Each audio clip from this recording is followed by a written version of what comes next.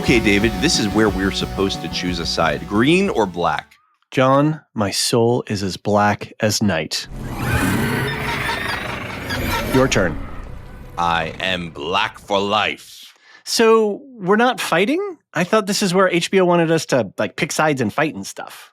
Don't worry, I'm sure we'll find plenty to disagree about on the pod, but we seem to agree on one thing. We both really like this show. The politics, the drama, the lore. It was made for the Lorehounds. And since we just finished recapping season 1, we couldn't be more ready to defend our Black Queen in the Dance of the Dragons. And with the season pass option in Supercast, listeners can get early ad-free access to each weekly scene-by-scene deep dive, plus our custom show guide with all the characters and connections. See you in the Lorehounds podcast feed each week for our Dragonfire hot, but probably positive, takes. The Lorehounds House of the Dragon coverage is also safe for Team Green consumption. Side effects may include a deeper understanding of dragon lore, a hardened conflict with itself, and an inescapable urge to read the book Fire and Blood by George R.R. Martin. Dragon seeds may experience burning.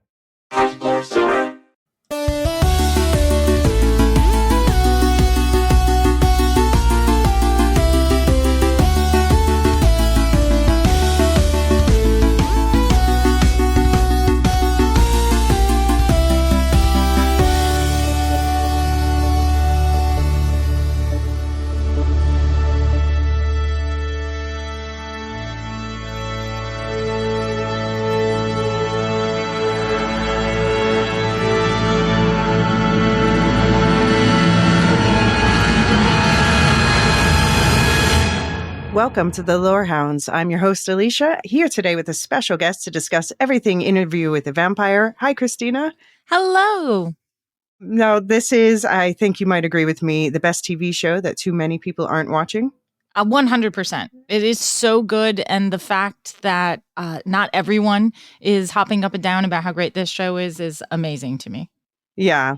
So we're going to start out by telling the people who aren't yet watching yet why they might want to be. We'll keep that part of the opening conversation spoiler free. And then we'll warn you before we open up show spoilers. We're going to first look back on season 1, especially through the lens of new information we got in season 2. And then we're going to chat a little bit about the wider Immortal universe AMC is building. And then in the back half, we'll dive into the major plot points and character arcs of season 2. And we'll save all of our book spoilers for a special section at the end where we'll get into a little speculation about the seasons to come, starting with the officially greenlit season 3 coming in. I don't know, what do you think, like early 2026? Ooh, I actually am hoping for autumn of 2025, but yeah, I'm hoping, probably. Yeah. Depending on, we are hearing that they might be starting to film this autumn. So it could be, it could be autumn of 2025 if the reports are true that they're filming this fall. Yeah, I mean, this is not a special effects intense show, really, Mm-hmm. No. They do a lot of it's done practically. So yeah, fingers crossed, we'll see. Yeah, absolutely. And then, listeners, stick around at the end for a look at what's going on the Lorehounds Network this week. And Kristina, welcome. Thank you for joining. You are one of the hosts of Vampire Insider, which does weekly breakdowns of this show and everything in the Immortal universe and a bunch of other vampire content. I should let you summarize for yourself. How would you describe your podcast to people who don't know it yet? It is an unofficial after-show podcast for all things Immortal universe. So we look at Interview with the Vampire. We look at the Mayfair Witches. We've got an upcoming show from AMC, the Talamasca, that is also related to Anne Rice's work. And so we do all of that. And then in between all of that, if we're not doing deep dives into themes on Immortal Universe shows, then we are looking at other kinds of vampire media. We're going to be doing, coming up this year, sort of a deep dive into the Vampire Diaries, because my co-host Joanne Palumbo loves the Vampire Diaries. So we're gonna do that. But yeah, so it's just it's kind of a fun. We're not super serious. We crack a lot of jokes, but we do get into the weeds on some of the more heady themes that happen in Anne Rice's work. Mm-hmm. Yeah, and so this is the show was created by Roland James for AMC based on the Vampire Chronicles book series by Anne Rice. A lot of people are, of course, familiar with the movies from the 90s, the one with Brad Pitt and Tom Cruise and Kirsten Dunst, and then the Queen of the Damned with Elysia. And now, of course, we have these TV shows. So what is your background with all of this? How did you come into this IP, and what's been your experience going into the shows? Well, I'm an Anne Rice fan. So that goes way back to the 80s when I was a angsty gothic teen in sort of 84. I was given by a friend Interview with a Vampire, and she said, "You've got to read this. It's so great." And I read it, and I fell in love with the characters. I fell in love, honestly, with Louis. And then that was it. That was all that there was at that point. In 85 is when she released The Vampire Lestat. And then, of course, that opens up the entire universe. And she has, 13 books, or I can't even, there are 13 books, but then there are other books that are kind of offshoots and stuff. So, but yeah, devoured it all because it was really just my wheelhouse for such a long time. And it was one of those foundational books that you read as a teen, and then you just keep coming back to the author again and again and again. And so that's my background with it. Now, I am not a huge fan of the film. I, of course, saw the film, and I was originally, Anne was really kind of against the casting of Tom Cruise as Lestat. And she changed her mind eventually and said, he did a good job. I really, for the longest time, have just thought, oh, God, Tom Cruise was just not Lestat. No. And then for the podcast, I rewatched the film, and I thought, I can see that he did try. He really did give it the college try. Bless his heart. It's very true. And so it's improving on me, but it's nothing like the show. And Lestat, Tom Cruise as Lestat is nothing like Sam Reed as Lestat. Well, that is the one thing when people bring up the movie, they're like, but Tom Cruise as Lestat. Well, first of all, I have to be honest up front that I'm just like not a Tom Cruise fan. And a lot of that does come from behind the scenes stuff. I'm just like, dead eyes, got the ick. Anyway. But just Sam Reed as Lestat is one of the most revelatory performances I have ever seen in anything in my entire life. Absolutely. I was not familiar with his work prior to seeing Interview with the Vampire.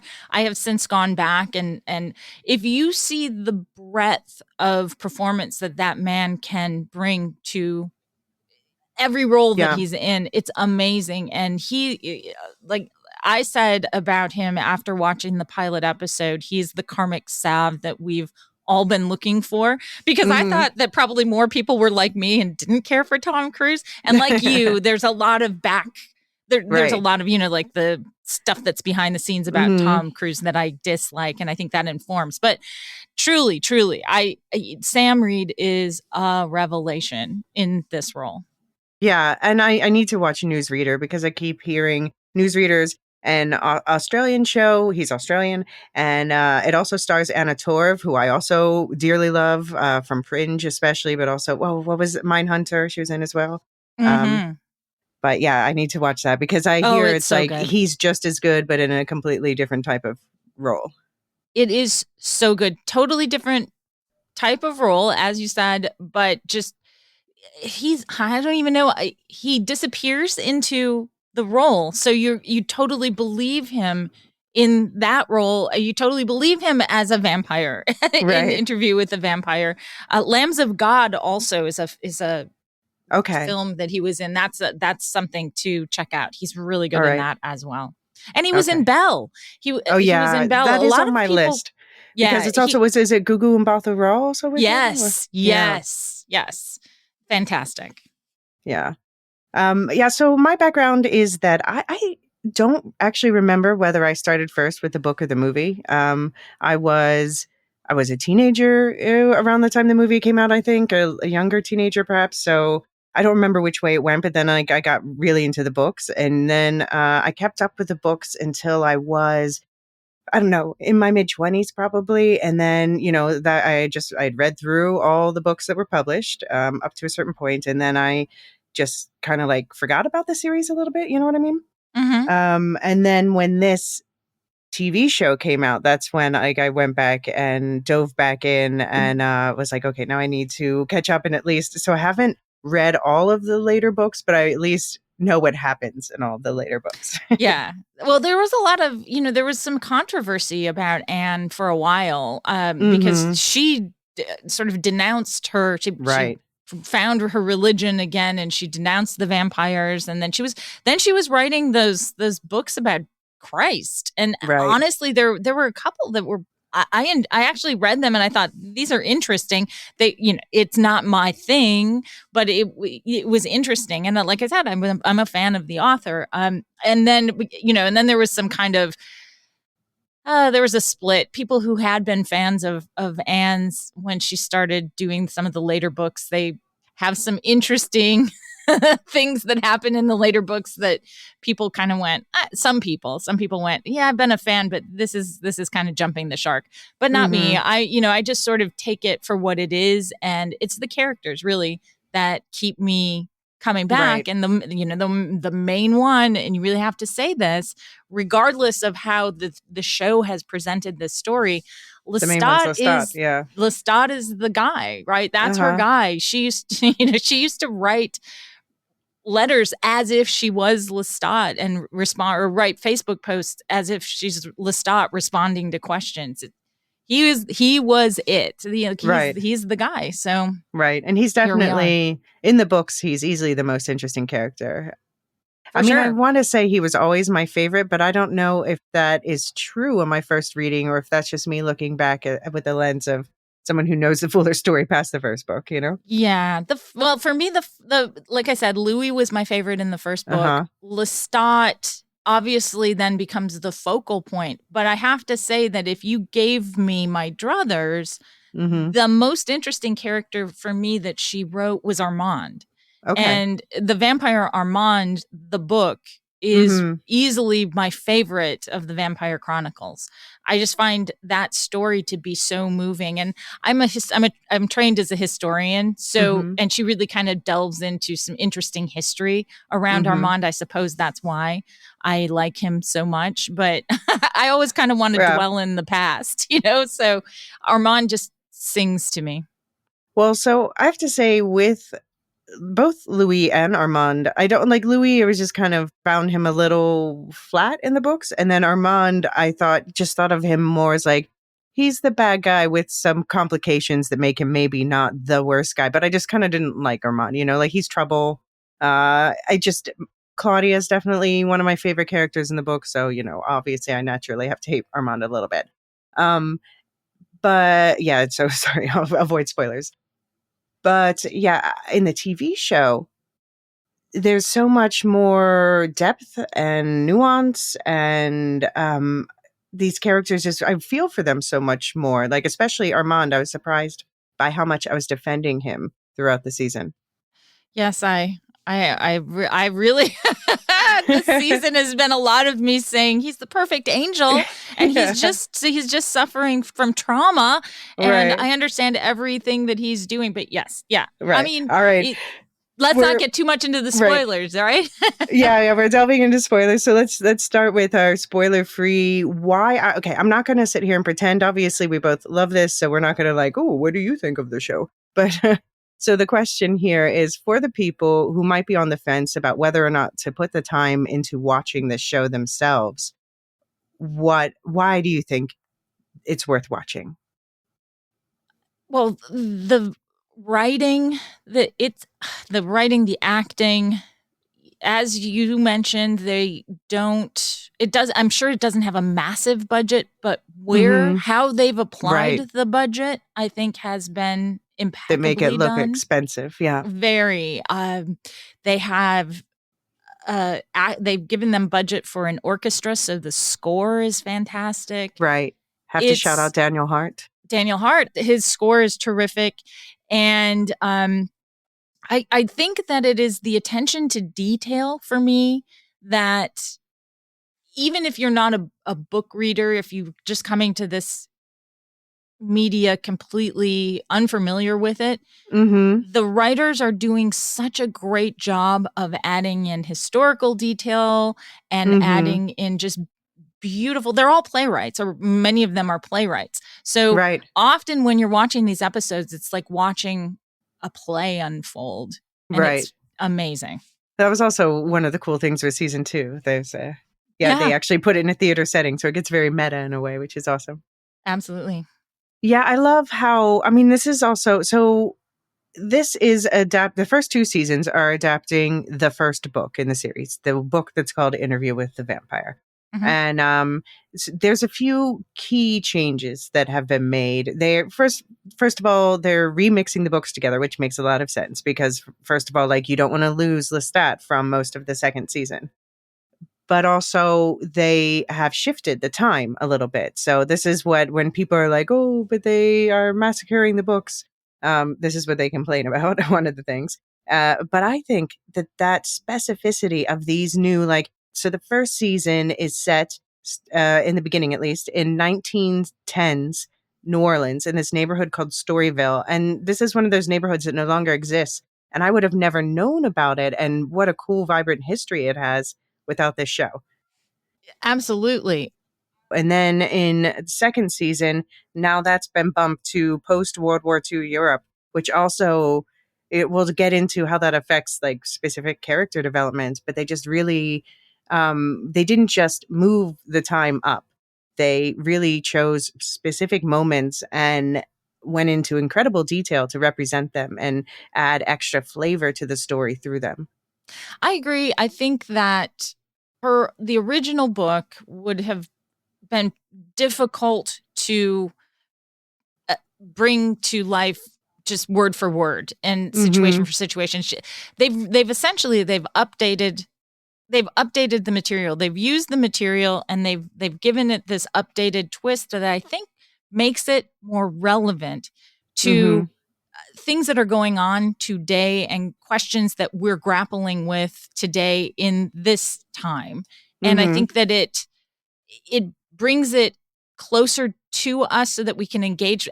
I definitely feel like the writers want us to engage with this media in a more meaningful way. You don't have to. You can watch it. It's just a good story. But I think that in this adaptation, the way that they've chosen to make these changes forces us as audience members to grapple with some of the things that they're grappling with and that we do in our day-to-day life. So I think that to me is just a really brilliant way to freshen up this material. Right.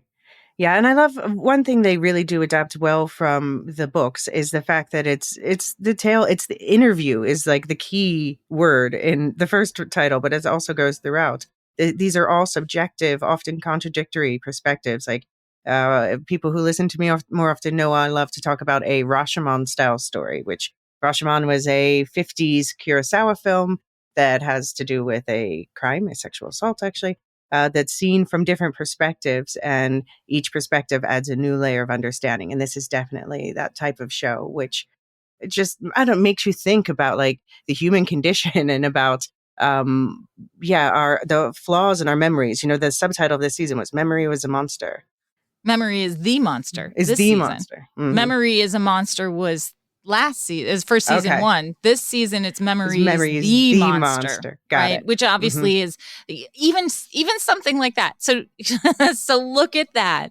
And if you are of the mind, if you're the kind of viewer who really loves to engage with material and think about, that can mean just what it says, but then what else does it mean? It also can, there's so many layers here. It's peeling an onion, and the show really is about perspective and how as you said, how does the same event look from multiple perspectives? And there's a great episode this season where you really see how perspective plays out. And most people who were serious viewers of the show immediately picked up on it. And that's, Armand's episode where they, it's Armand's story with Lestat. And everyone was joking. It's like, what fan fiction, Armand? What fan fiction? Yeah. Because it's a totally different Lestat than Louis has been talking about. Right, exactly. Yeah, I mean, I love this show. I call it like an equal parts entertaining and horrifying lesson in empathy. That's actually very accurate. Absolutely. Really, it is, because they're such morally gray characters, right? Mm-hmm. And you have to put that aside and then kind of say, okay, well, I'm going to engage with that. And I think as viewers, especially now, because we are post sort of the anti-hero paradigm shift that happened, where you have the Tony Sopranos and the Walter Mm-hmm. Whites and all of those characters. Succession, with anybody who is a Succession fan, it's just really like, who do you hate the least? Right. Honestly, But like, I don't who's know. But with Succession, there are no characters there that I really kind of, well, maybe like Tom Wamsgams, however you say his name, I kind of love to hate. But with this show, I do, like, I'm mad at them, but I love and feel protective of them all too. Well, you do, because you get the traumatic backstories. You understand where they're sort of where these why they are the way they are. Why they are the way that they are. And it does force you to be empathetic, but then it also forces you, because they're monsters. Yeah. Mm-hmm. Literally. They know it too. Yeah. And and you're also grappling with the fact that, okay, well, what does it mean to be a vampire? And what does that do to a moral code? And so there's just so much that you're, as a viewer watching this, going, oh, okay, like, we're fine with that. But because they're monsters, because you go, well, but they're vampires. But then when you look at how they interact, because as much as this is a monster story, a vampire story, it is also a very human story. Anne Rice is the author who, I would argue, makes vampires what we understand vampires to be now in most other vampire media. I would say that we don't have True Blood. We don't have Twilight. Right. You don't even have the Vampire Diaries if you don't have Anne Rice, who humanizes vampires in the way that she does. And so it's a relationship story. So now you've got monsters in very human looking relationships. And they're behaving like monsters in these relationships. And that's where the tension comes in as a viewer, because you're sort of like, he was terrible to him. He should not kick him to the curb. But he was terrible to him too, Yeah, absolutely. But this is why I say that people who are fans of House of the Dragon should really watch this show as well, because it is very much about, I mean, it's not as much about like the political level, although there is coven politics, and we are going, I think we're veering more into, there's going to be some bigger vampire politics at play in future seasons, it seems like. But it's more about like these personal relationships, but like in a very dramatic way. With beautiful people who look extra eerie because of these contact lenses they wear that make them not blink. And but there's humanity. There are these like lovely moments that warm your heart, and then right after that, rip it out. And if you are a House of the Dragon fan, then you're already used to the gore and sex. Yeah. And I mean, coming up potentially, well, we can't do spoilers, but yes, you are used to the gore and sex. That's for sure. Slightly fewer troubling births, although I guess you could, unless you say siring someone is a form of giving birth, but yeah. And also the other fun thing about this is just because of that, just the way that the writers have been, like, we saw things in season 2 that made us go back and look at season 1 again and see details they had planted there for us, so the attention to detail just makes it a fantastic show for sleuthing. So it's been really fun to be part of the Twitter community around this show, because they're very active and very good at finding things. They are. Tumblr is, the long form. There are some amazing theories that happen on Tumblr. So many people are just watching you watch the background, again, the art. There's all sorts of stuff happening with the artwork in this. There's So the set dressing becomes incredibly important. Yeah. Everyone's always, if you're a book reader, you're kind of on the hunt for Easter eggs from the book, and you're going, oh yeah, okay, that's exactly from the book. They took each of the titles for the episodes were taken verbatim from the book. So they really did pay homage and keep you, if you're a book reader, they're doing their best to keep you in there and saying, okay, yes, I see that. That. But they're making some really, like you said before, making some really good changes to the book as well to update it and make it more relevant for audiences today.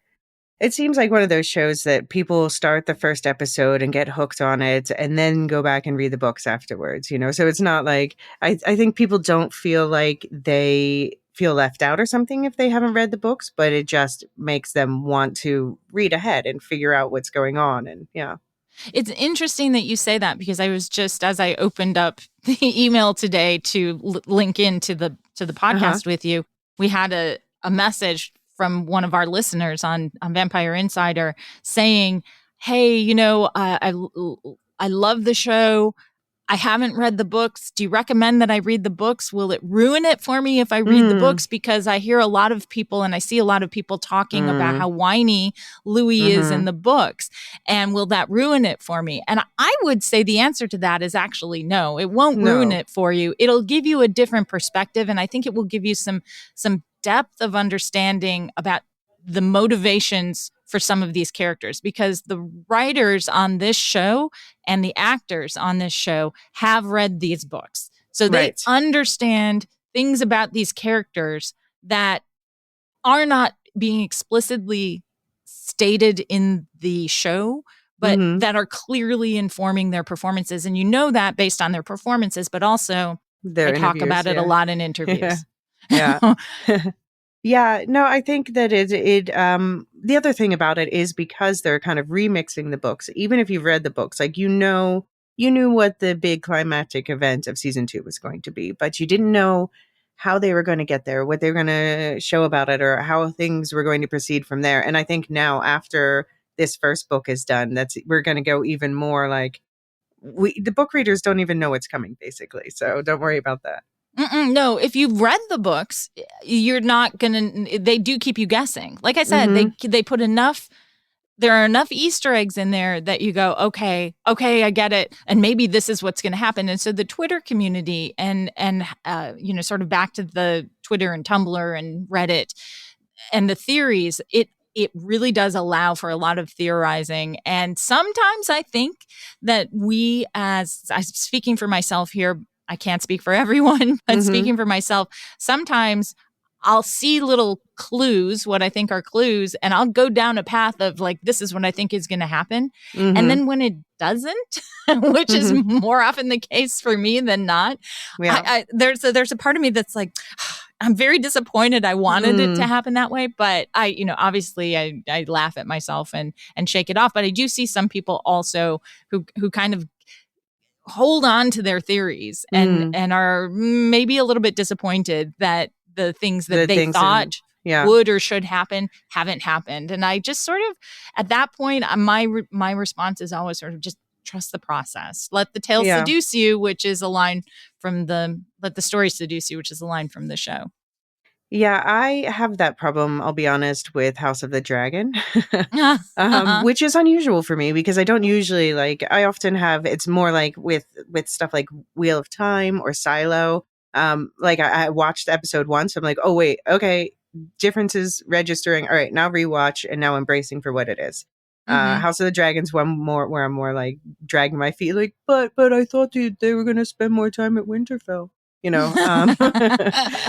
And but then with Interview with the Vampire, I actually have quite the opposite, surprisingly. Because I can't help but in my head think about like, oh, well, maybe they'll just do it like this, and then when it happens differently, I keep saying, oh wait, no, that was better. That was better than what I thought. Yeah, I think that's there are a lot of, I guess if you are a really hardcore book fan and you are really wedded to certain beats that happen in the books, then it could be that you get disappointed. But I don't I think I think more people are like you who sort of say, okay, I love it. I'm just going to go with it. Right. I may not have loved everything about it, but I love it more than I am disappointed in it not sort of meeting my expectations. So. Right. And if you haven't read the books at all, then I think, just I would say if you haven't read the books and you're considering it, just watch the show first. Watch the show first, yeah. Yeah, and then you can read the books. I would say definitely do that, because I know that there are some people who haven't read the books and they are enjoying this show in a way that really transcends maybe even some of what I'm seeing from people who are, long-term fans, book readers and such. I have a personal friend who is that way. And actually my co-host, Joanne has not, she's read a few of the books, but she hasn't read all of the books. So she's not going in with any kind of preconceived notions or hangups or whatever. She's just able to enjoy it on its face. And I'm a little envious of that, honestly. Because they changed some of the lore, but internally it's very consistent. So it's, yeah. Well, for anyone who is on the fence about watching it, of course, it's on AMC, but I do have to admit that it is apparently going to be on Netflix in the US later this year. Don't know when, don't know in what countries, but that's going to be a thing. I heard spooky season, but again, I don't know if that's a confirmed time. I heard it was going to be autumn of this year, which if they are starting filming in autumn of this year, maybe that tracks, but we're very excited for it to be on Netflix, because I think that'll obviously broaden the audience. Yeah, definitely look out for it there. But also, if you can't wait, like I said, it's on AMC. Okay, we're going to talk first through season 1, but we are going to be talking through season 1 as people who have watched season 2. So I'm lifting the spoiler embargo right now. So spoilers for all TV stuff. But we're going to still hold off on the future book spoilers until a special section at the end. So before we get into a look at season 1, I'm just going to do a quick recap. So in the Storyville neighborhood of 1910 New Orleans, a relatively well-to-do Creole man by the name of Louis de Pontulac tries to be a good brother and son while running a brothel and pretending to be straight. That is, until he meets the enigmatic Lestat de Liancourt, a dramatic-ass bisexual Frenchman with a lust for blood. And soon, the men are stalking each other through the streets of New Orleans until one night after a tragedy in Louis' family, he finds himself on the altar of a church with his new lover turning him into a vampire. Louis loves to be miserable, so he leans into what he doesn't like about being a vampire, namely the killing, or so he claims for now at least. Until one night, he has a brilliant idea that will fix all their problems, which of course always works brilliantly in real life. They should have a baby, or at least they should turn this young girl who was orphaned in a fire and on death's door. Lestat reluctantly gives in, but non-spoiler alert, this solves nothing. And now they have just another miserable soul in the house, ratcheting up the tension. After a fight between Louis and Lestat becomes unforgivably violent, and Claudia is thwarted in her attempts to start a life of her own, Claudia convinces Louis to kill Lestat and run off to Europe with her. Louis goes along, but can't finish the job, leaving Lestat underground, scavenging off the mice that crossed his coffin for a few years, all to return in season 2. So did I miss anything important, Kristina? I don't think so. I think you hit all the key points. It's a very concise and good synopsis of season 1. Thanks. I didn't mention a few things, like there are a couple other vampire characters that show up. There's Antoinette, played by Maura Grace Athari. So she becomes there's a little temporary love triangle. Yeah. Lestat enjoys a little bit of variety. is his excuse for that. And that causes some tension in the Louis Lestat relationship, for sure. Yeah.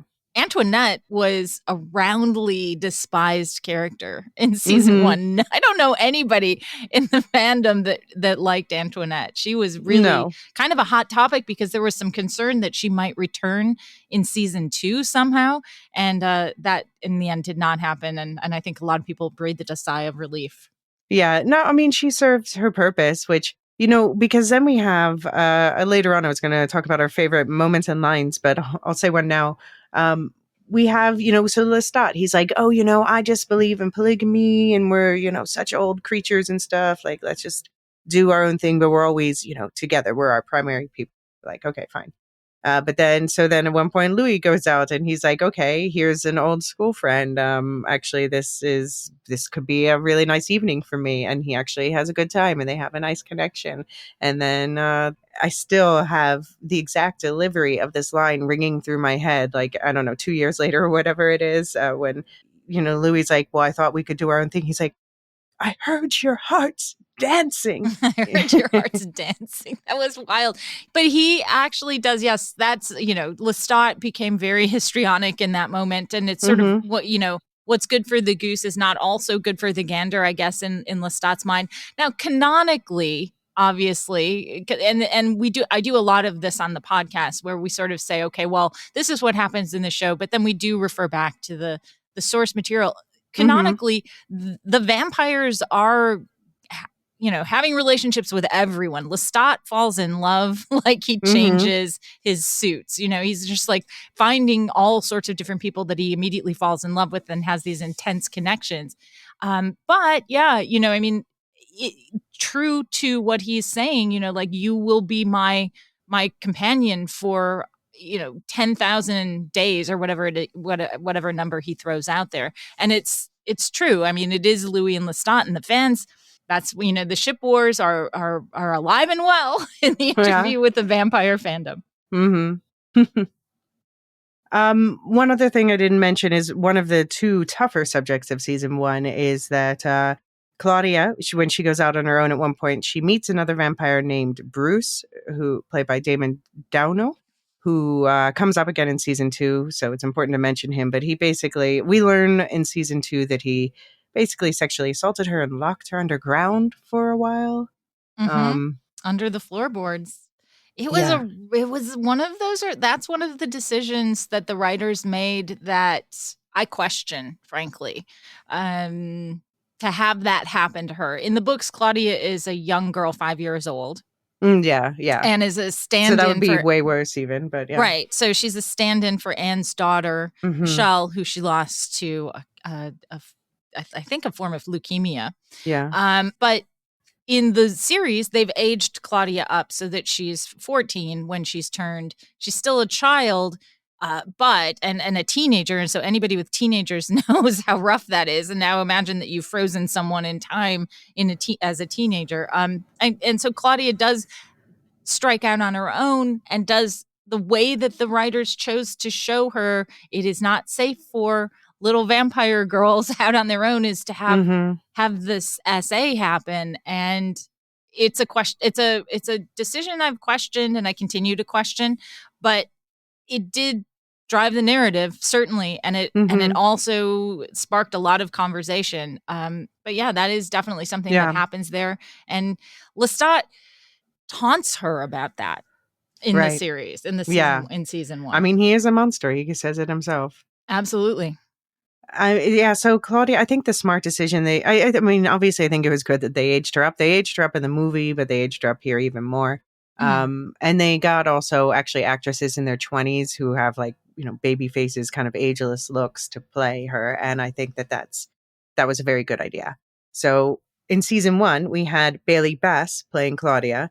And in season 2, we had Delaney, what was her last name again? Delaney Hills. Oh yeah, we had Delaney Hills playing her. So what did you, I mean, I was nervous about the recast, but then very happy about it. I think you feel the same because I listened to your podcast. Yes. Yes. I think that the reason for the recast was due to scheduling concerns. Right. It wasn't. Bailey did a great job. Yeah. She did a great job. This has nothing to do with her performance. She did an amazing job, but she is also a character. She plays a character in Avatar, and she's going to be needed in Avatar. And they said that there were scheduling issues. The James Cameron version. Yeah. Yep. Which is good news for viewers of the show in the sense that it signals more shows, right? And more of Claudia.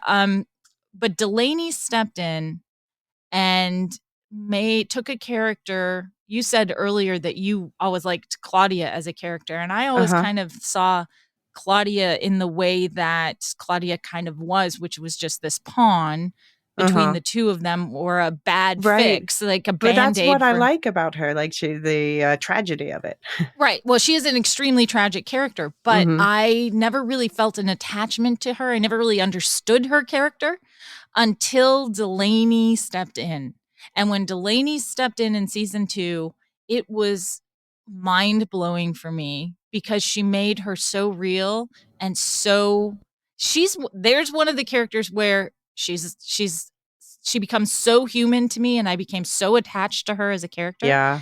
And then you see some of the stuff and you go, she's a monster, because she keeps a book of the people that she kills. She writes down their last words. And often you can, as a wildly inappropriately attached viewer, I freeze the screen and I read what's in the diary, right? And it's just, they're heartbreaking words. She'll say, young boy with a dog. And then his final words are like, please don't hurt my dog. And it's so heartbreaking. And I'm like, you monster, Claudia. Yeah. But at the same time, I'm tremendously attached to her as her humanity, whatever aspects of her humanity that she performs. And I think, Delaney just made that happen. Delaney's wholly responsible for that for me. Right. So, we're doing spoilers through season 2. So she is dead at the end of that season, as she is at the end of this first book. So we don't get her perspective on the events the same way we get like Louis and Armand's perspectives, but we get her diaries. And I'm wondering, do you think in some ways her diaries are kind of like the most reliable narrator in this first 2 seasons? I would have said yes, except for something that happens in season 1. I think yes, generally. All right. So generally, yes. But I also think that in season 1, we learned that both Louis and Lestat read her diary because she goes through kind of an emotional crisis, and they are concerned about her, and Lestat reads her diary. And Joanne and I have had conversations about this on the podcast, which is, once someone reads your diary and they invade your privacy that way, are you ever going to be completely honest in your diary again? Or do you always write with the thought that someone could read it? And then are you editing in some way? Maybe, maybe not. I don't know the end. I think I would, right? So, there's no answer given. So this is one of those areas where you're left to speculate. And I think that there probably are moments of unguarded honesty, but I think probably she's mostly guarded in what she's writing, or thinking, well, if Louis reads this, I hope he reads this. I hope you read this, and I'm going to say something that's hurtful because you're hurting me and I'm sad, and I'm going to put this in here, and if you read it, I don't care. So maybe there's like some kind of overly brutal honesty in the diary, like rebellious teen behavior. Yeah. By the way, so the framing, one of the major things that they changed was the fact that this is not just one interview. This is actually about 2 interviews. So in the book, the interview takes place in the 70s. In the show, there was an interview with a young Daniel Malloy, played by Luke Brandon Field, in the 70s, as in the book. But then now the interview that we're mostly seeing the show through is in 2022, Dubai, with an older Daniel Malloy, played by Eric Bogosian. So what did you think about that new dimension added with the double interviews? One of the most brilliant aspects, I think, of the creation of this show was to do that, because in the book, as readers of the book know, the boy, the interviewer, is really not present. He's there, but it's just he's very limited interaction. Right. At the beginning, and then more interaction at the end, where, you sort of get a feel for that character. But bringing in Eric Bogosian, first of all, brilliant actor. And he just brings all the like those funny asides that break up these devastating moments. Yep. And, he's acerbic, and he's just world weary, and his character is actually suffering from a a Right. disease, Parkinson's.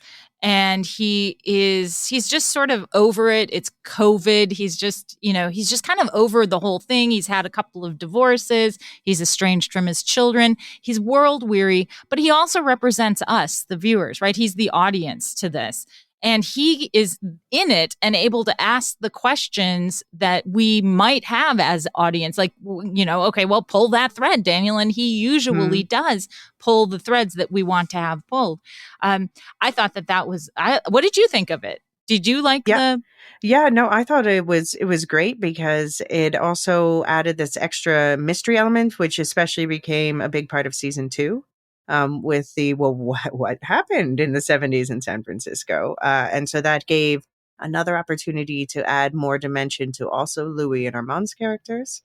So just also to show, because we see, like at the end of the first season, we see Louis and Armand step forward and be like, oh, by the way, Louis says, I just told you this whole story about this like fantastic love I had with somebody. But this is actually the love of my life, the guy who's been like serving you martinis in the background.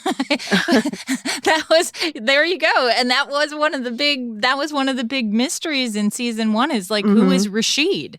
Right. Because Assad Zaman, who's playing Rashid in the first season as sort of Louis's manservant, he's lurking in the background of the interview and sort of helping. He's the admin for Louis. He does everything for Louis.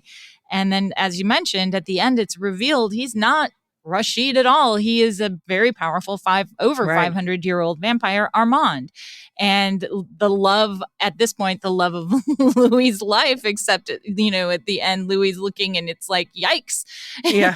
Blink, Louis, if you need help, man, because But then they say like I loved, what was it? How long have they been together again? Like 77 years. And then immediately Armand is like 47 more than Lestat. Oh God, because there's history there that we don't know about yet. Right. In the book readers will know that there's history between Armand and Lestat. Right. But it's, you don't know if you're watching the show, you don't know what that history is if you've not read the books. And it's great because you do see that Louis has this mythological ex in Lestat. And now he's essentially in a rebound with Armand. And Armand is constantly feeling like he's got to compete with Lestat, who, spoiler alert, he himself had a relationship with hundreds of years ago. Right. And he's not even competing with Lestat because Lestat's not present to remember the bad side of him. He's competing with Dreamstat. The perfect memory. Yeah, well, still, and but that's the thing, and that's the realism of this. And I think that the writers captured this so well. I think that all of us have that sort of, as I said before, a mythological ex who, even if it was a bad relationship, even if it ended badly, for whatever reason, a lot of times people still hold that person in a little place in their heart, and they go, "Oh, if only it hadn't have ended so badly." Right. What a remarkable, if only he hadn't been a raging narcissist. What a wonderful relationship we could have had. It would have been perfect. So then, when that kind of memory gets built up, and then Louis does manifest it as Dreamstat in season 2. But yeah, that's who Armand is always in his mind competing with, but also Armand himself is mourning the loss of relationship with Lestat, his own relationship with Lestat. So it's very complex, very complex. So yeah, we have to, in terms of like who the real Lestat is, well, of course we meet him at the end of season 2. We'll get to that. But we have to talk about the number one thing people talk about from the first season, which is, content warning for domestic abuse, when they get into this big fight and Lestat ends up flying him up in the air like 2 stories and dropping him so that he doesn't die, but he's just has a long, horrible, painful recovery. And we see that recontextualized a bit. Do you think what we saw from season 2 about Louis' side of things changes what we saw in season 1 at all for you? So I'll be honest, the first going back to season 1, seeing episode 5, which is the episode where this terrible fight happens. The only thing I thought maybe was missing was a trigger warning for domestic abuse. But I think that it always made sense to me, even canonically, it made sense to me because Anne describes Louis and Lestat kind of pushing each other around. Lestat never flew him up in the air 2 kilometers and dropped him, but there were physical altercations. So it didn't shock me that happened. They're monsters, right? They're vampires and they've got superpower and they got angry at each other and they did that. Do I condone it? No. Would I say to Louis, just forgive him? No. I would have said to Louis, kick him to the curb, man. That's going to happen again, right? But it sort of, I wasn't as bothered by it when I saw the first fight happen. What it does, though, where that recontextualization comes in is during this trial that is being put on by the Theater of Vampires. And then to me, what was most important in that was Santiago saying to the audience in the theater, we're monsters, right? Like what's a bite between friends or whatever whatever Santiago's exact line was. But I felt that was the writers using Santiago to talk to not only the theater audience, but us, the audience, and reminding them that, like these are bad creatures. They're going to do bad things. Like their fights are going to be on 11. And that it's not going to be like a fight. And it's not the same also. We have to give them license to be able to behave in monstrous ways. So I don't know if that answers your question. What did you think of it, though? I mean, I thought, well, first of all, I thought it was really cool that we see like more of the fight that led up to that moment of Lestat flying him up there. We see like people found like the dent in the coffin, that was planted there in season 1 and just all these details like that. Like this was always the plan.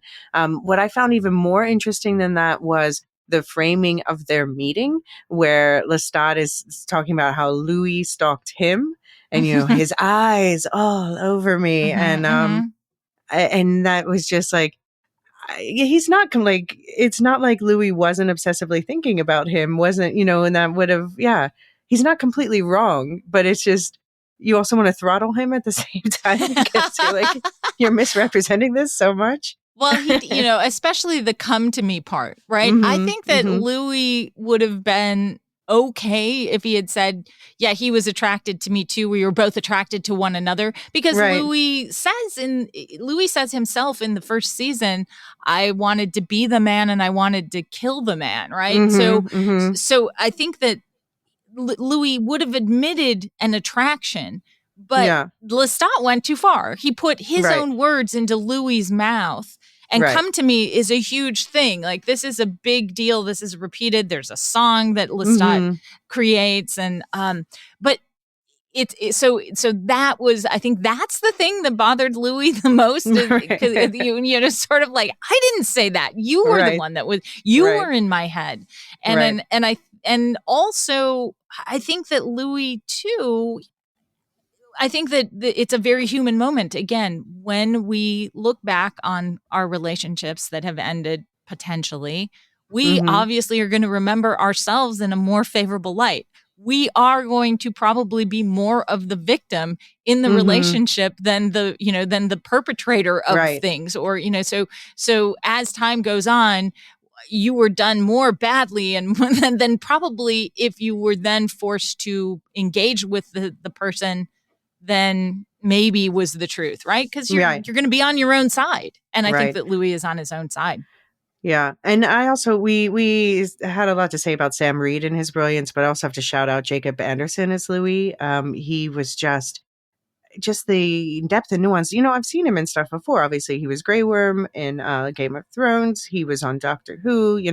He's done lots of stuff, but really, I did not know his game before this. Let's just say, I wonder Same. I had the same sort of interactions with his work as you do. Also, he's Raleigh Ritchie. He does music, which I found out later. I found that out after the show, but really talented guy.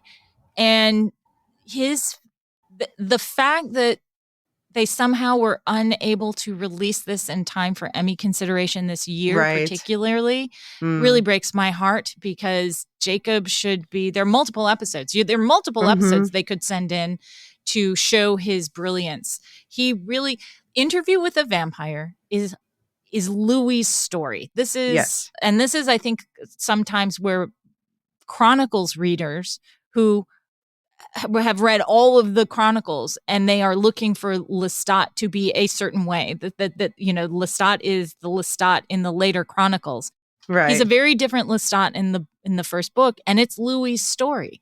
Right. And Jacob, it's Louis's perspective, because it's Louis's perspective, and Jacob absolutely owned that and took it to such a great next level with obviously the writers, showrunners created this character Louis, who is a much stronger agent with more autonomy in this telling, in the show. In the book, especially it's a at the lot end of the second season, Come at me. 100%. He's still introspective. He's still, sort of self-loathing. I would say that Louis, in the book and in the series, doesn't really know who Louis is for the majority of it. Really, for the book, the entire thing, he really doesn't ever get to who really Louis is. It's this existential crisis, and in the series, it is that. But you just see a much stronger Louis in the series, and Jacob is I think the one who really fleshes him out that way. Right. Yeah. Just the way. And another thing I love about this show is that these are characters who live for decades or centuries. And you can see the way they show them changing over times, like Louis's accent and mannerisms. And, it just, you can see him aging and he becomes more still, the older version. His accent is more neutral. And also just the fact that a lot of people forget that Jacob Anderson is English until he opens his mouth in an interview, and it's like, whoa, he's putting on an American accent this whole time. And it's he's very so impressive. good at it. Yeah, he's so good at it, especially his New Orleans accent. I've heard from New Orleans natives who say it's really spot on. I mean, he's so good. And I would say, and if Delaney there's one too, actually. Yeah, what's that? Delaney too. And so I was going to say, if there's one criticism that I think that I had personally, but I know others did too, with Bailey's performance, is that maybe her accent was a little off in the first season, but Delaney's is just very, very good as well, and she's British. Right. So, when you hear her speak, when you hear Delaney speak, it is so radically different than her Claudia, because Claudia is just so more, it is a little bit more gregarious and outgoing, sassy. And sassy. And Delaney is not. She's vivacious, very serious person, and just the way that I thought she's Yeah, I mean, she is there. I mean, the interviews that I've seen with her, she's more quiet. She's quieter. Okay. She just kind of and thoughtful, and not as in your face. She's not. She's of course she's fun and she laughs and all of that, but she just seems like a more thoughtful, quiet person, which contrasted to Claudia. To me, was just really different. But yes, Jacob's performance, you can't say enough. And it's interesting because we started out talking about Sam Reed because he is so great as Lestat, but truly these 2 seasons, Jacob carried it. Yeah, it is it is, Louis' story. And I just loved, in terms of going back and recontextualizing season 1, the scene where they go back to when Claudia was turned, and that's just what I can't get out of my head. Him saying, she called me an angel, me. And then he's dragging her body across the floor, and just visually, it is, the cinematography and the production design is just next level. And they just create this triangle of tragedy with him leaning with her again behind her, and Lestat just standing there like, what is my life right now? And fire all around them. It's just such a beautiful show visually, and like the way it tickles the brain. You know what I mean? Absolutely. And Claudia's turning is one of the things that is different from the books. And I think really well done. It adds a different layer. It complicates Louis more. And obviously when we saw the recontextualization of it, even more complicates Louis and who Louis is.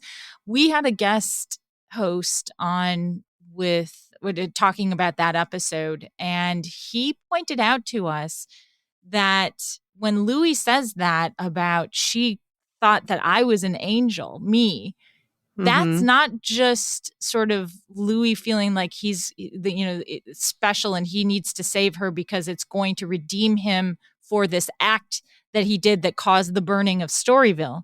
Right. It's redeeming him because of something his mother said to him, which was that he had the devil in him. And it just blew my mind when our guest host said that, because I thought, wow, the writers are just digging back into really forcing us to look back at season 1 and think through, okay, yeah, this is his trauma. This is Louis's trauma. You're really seeing his sort of family of origin wound exposed, and how he's making really bad decisions to heal those wounds, as many of us do. It's a very human situation. Yeah.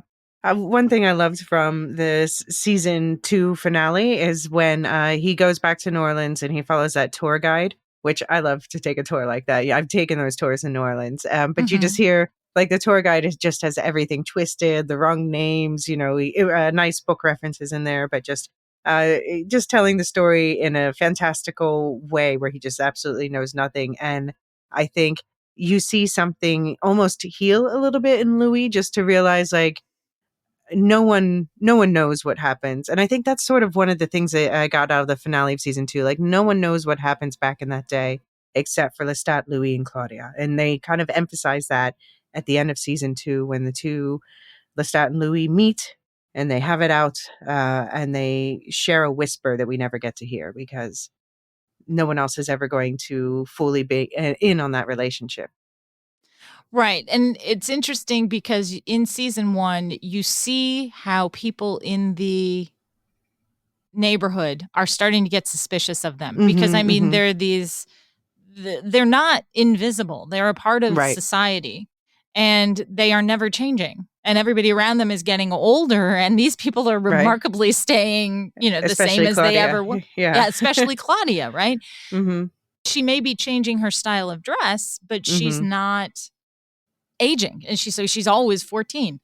And so they do get suspicious, but like you said, by the time you get to modern day, those memories have gone. And they're for somebody who is a historian, I loved that little detail of how they created a folktale, or really essentially like a legend about this house that wasn't at all accurate, but the people who could have set them straight are gone.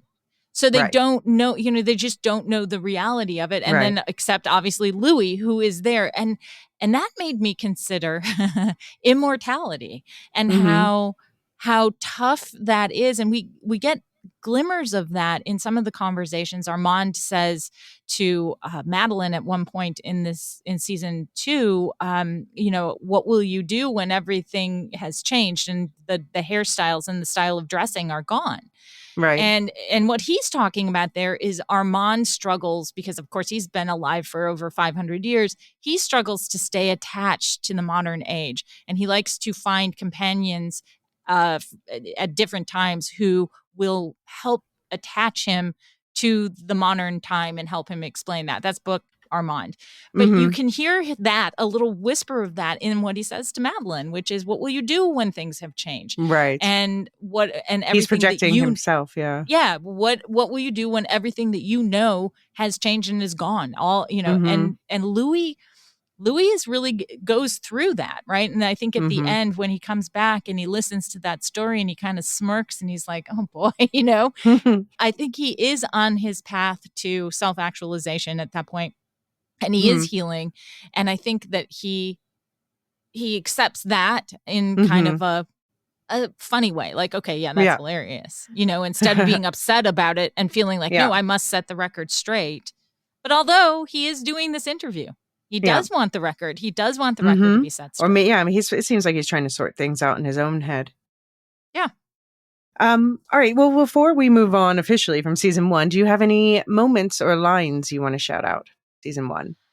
Oh, you know, I always go with the funny lines. I think that there's a scene that Sam does that as Lestat in the train when he goes to collect Claudia. Claudia is going to be running away at this point. She's been given the go ahead by Louis to get out and go.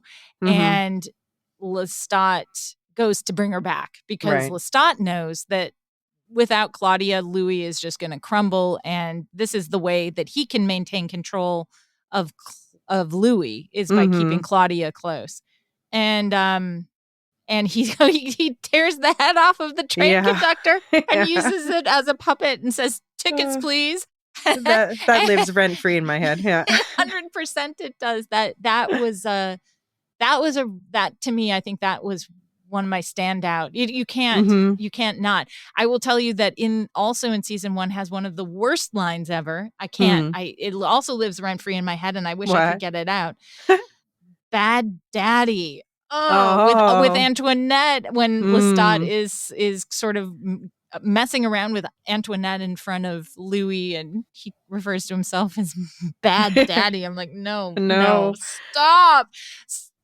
But I do love like the daddy duo moments with Claudia, like when they're bickering about her skirt just like these general like sitcom scenes, but with a vampiric twist. Like, oh, your ornery teenager is killing the entire neighborhood. What do you do? I know. It's like, oh my God, you know, yeah. I'm not sure about that skirt. Oh, well, it's chiffon. It's just so good. And I mean, I don't know, just as a couple, as two parents who are sitting there watching their girl. The interesting thing too, for me, is that Lestat and Louis, once Claudia has been created, there is this kind of competition. You can feel it for who is Claudia going to be more like. Is she more like Louis or is she more like Lestat? Now, she's more like truth Lestat. Be told, in the end, she's more like Lestat. Yeah. And many people have remarked on the irony that the person or the vampire that she could have probably been really good companions with would have been Lestat, and they were always at odds because they were fighting over Louis and Louis's attention. And Louis is the water that breaks the rock, just seeps into the cracks in the rock and breaks it because everybody is, well, and in the vampire universe, it's not inaccurate to say that all of the vampires are just obsessed with Louis. And they are in this too. Oh, that's fair. Although I have to say I have more of a crush on the actor than the character he plays in this case. Because he's more like goofy as a real person, more like not so self-serious. Louis is so self-serious. Oh, he is. He really is. He is, and even at the end of season 2, you can see that he is very serious. Louis takes Louis extremely seriously, and you can see that he's doing that again by the end of season 2. And Lestat is clearly the sort of comic relief and just more, living outwards and sampling life. And Louis is much more of an internal, navel-gazing character. Well, I'm glad they took the time in the show and I understand the movie didn't have time to set stuff like this up, but the time to establish Louis' family situation and, his brother's apparent suicide. And it just helped to flesh him out more as a character on the show. And why. Yeah, the why of what is Louis doing, right? What is the motivation? In the film, you lose some of that because they make Louis that he lost a wife and child, Right. and then he gets depressed about that. But the Right. reality is that he lost his brother, and he didn't trust his brother. He didn't believe in his brother, and this is sort of the font of Louis's angst in the book. Yeah. And there's a lot of religious struggling and things like that, and you get that more in the series than you do in the film, and I appreciated that. Yeah. And I also have to shout out two dances in the first season. First of all, the tap performance, which just, going back to Jacob Anderson being surprisingly just a round triple threat, I guess you would say. He did it himself. And also the Mardi Gras ball scene and that iconic dance between Louis and Lestat. It was so good. There was a really good dance scene in Doctor Who this season in an episode called Rogue, and I really want them to mix them together. Oh wow! I haven't seen edit. that. I haven't been able to watch. Oh yeah. When the season is on, I am so locked into Interview with the Vampire because I'm watching and rewatching before I record, and then I'm doing roundtables, and so everything is like hyper focused on Vampire Interview with the Vampire. So now is the season for me to go and watch everything, House of the Dragon, and I'm going to get, now you've made me want to get into The Acolyte. Yeah, I definitely recommend The Acolyte. You don't need to know about Star Wars because it's set in a new part of the timeline, and you can just get into it. It's like it's a murder mystery with space wizards. What more I could love you want? it. I love the Star Wars universe. It's interesting because the Star Wars universe is one of those things where the fans really like I don't know how I would describe it. Almost like the fans love the universe but hate most of the media that's been created about the universe. I mean, it depends. Use air quotes with that use of the word fans, I say. Yeah, okay. I mean, I guess you have that in every fandom. People who are just like people who go after the show because it's different than the book and it's different than the movie. Like, yes, it's its own thing. Right. I've never, in Interview with the Vampire fandom, it's really wild because there are people who absolutely wanted the show to be canceled after this season because they do not like Lestat, and they don't want to see Lestat's story at all. They just sort of like, I hope it gets canceled. Why would you do that to yourselves? It's such a good TV show. So I don't know. Why would you do that to other people? Why would you want that for other people? But it's fandom. So I have a last question before we take a quick break. Do you have a preference between season 1 and season 2? I think season 2. I think I like I think that there are elements of season 1 that I loved, absolutely loved. I love the foundation building in season 1. But season 2 for me, and a lot of it has to do with Delaney, the characters were, more fleshed out in season 2. There were some things that I wish that we had a longer season for season 2. I would have liked to have seen more sort of detail or a little bit slower story, particularly the last episode, episode 8. I would have liked to have seen the sort of the destruction of the theater as its own full show or episode, its own full episode. But I would say season 2. What about you?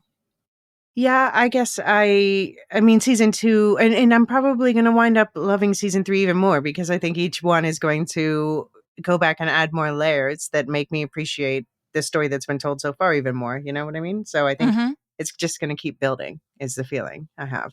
So may there be, what did he say he wanted the creator, like 7 or 8 seasons? 6, like I think he said like 6, 7, or 8. Yeah. Which they really could do because they have so much to work with, so many of her books. And like you said earlier, they are interweaving the later books into even season 1 so that it's fleshing out some of the characters.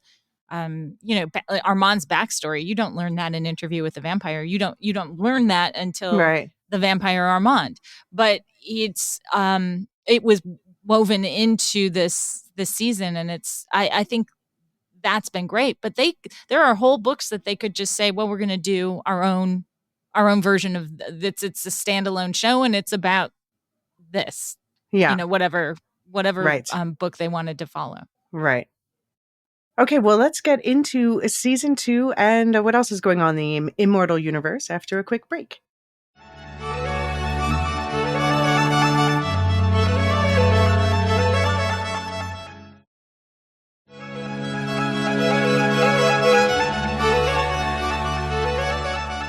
Okay, so before we get into season 2, we have to acknowledge that another show set in this universe has released a season and is working on the second season, and that is Mayfair Witches. How would you summarize this show?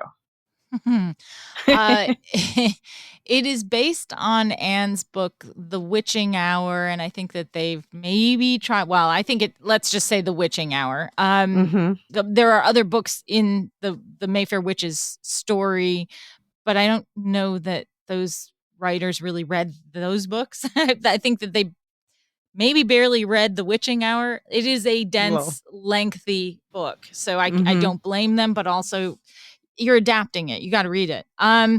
It is a story of a young woman who discovers that she is a witch and that she comes from a family with a lengthy history of witches that are sort of, there's one powerful witch a generation, and they have a spiritual guide or some kind of who helps them. He's kind of a helper. He's and you find out in later books what he is, but for the sake of this, he's just sort of this, I don't know, not really devil, but he's just kind of like a familiar that is around them and helps them.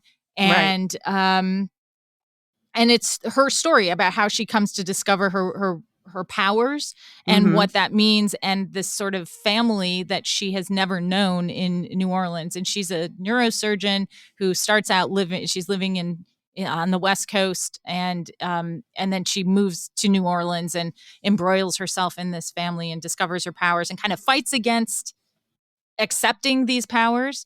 But then she has some help from this organization, the Talamasca, and she's kind of coming to terms with all of this, and that's it. That's the. I mean, I don't know how else to really talk about that season. I guess we have to mention, so there's also a member of the Talamascas is Cyprian character who becomes a love interest of hers. Cyprian Green, but she's also a love interest, is this Lasher character who's a demon. The demonish. He isn't. Yeah. They call him their demon. That's the but he's not really a demon. He's like a malevolent else. Spirit kind of. He is kind of, yeah. Like he's a spirit. And then if they do carry on and they talk about Taltos, we'll learn more about what Taltos is. But he's so there is a love interest, and like I said, he's a part of the Talamasca.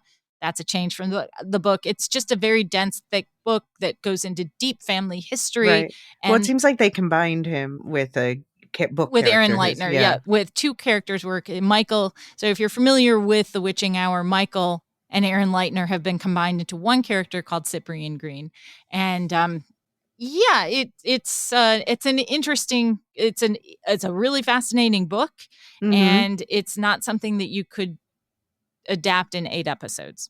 Right. And I think that's what they tried to do. And I think that's where they ran into some issues.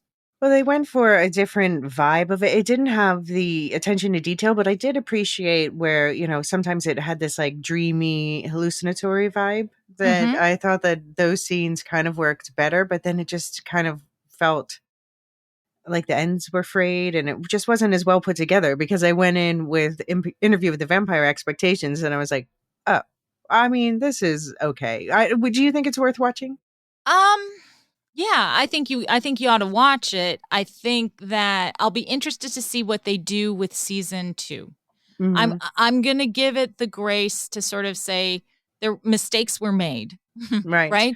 I think that one of the biggest mistakes, and I know that this is true, is that the actors didn't really read the books.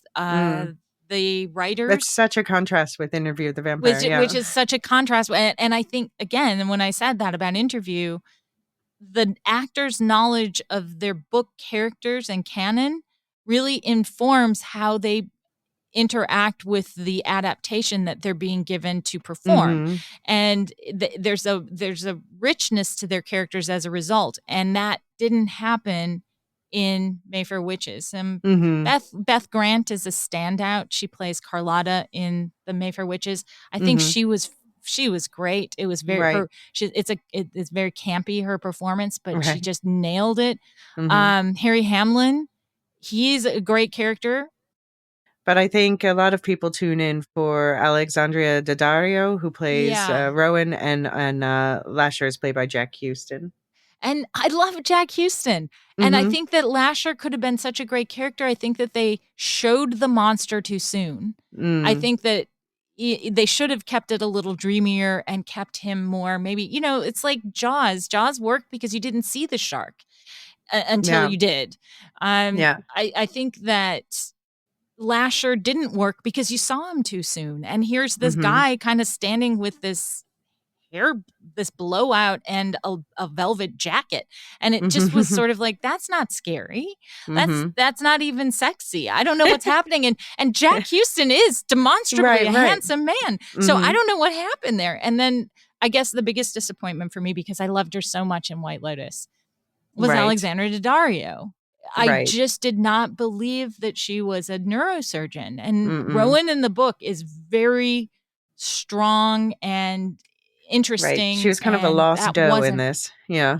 She really was. She really was. So it sounds like I'm being super, super critical. And I am, because I entered it with interview, as you said, with certain expectations. The bar was very high for me. And then I was kind of like, well, and I kept giving it the benefit of the doubt. And then at the end, I'm like, I can't. Yeah. They really kind of made some poor decisions. Yeah. I hope that there has been some retooling of it. They did just finish shooting. So this isn't going to come out until 2025.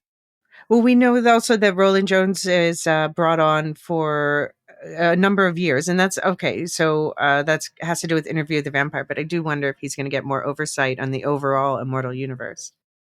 Well, Mark Johnson, who's of Better Call Saul fame and other things, I think he was also involved with maybe The Exorcist. He oversees the entire Immortal universe.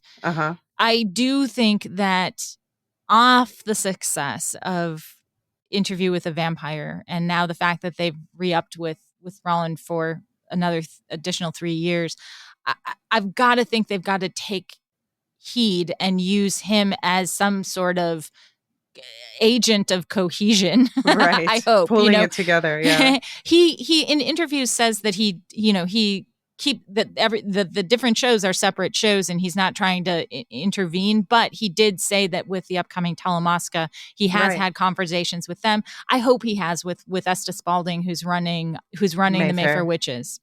Yeah, I hope so. Because the books do cross over, the witches and the vampire books. So presumably they're going to be doing that. And obviously the more direct crossover is the Talamasca, which is this agency that's kind of like the supernatural bureau of investigation, whatever.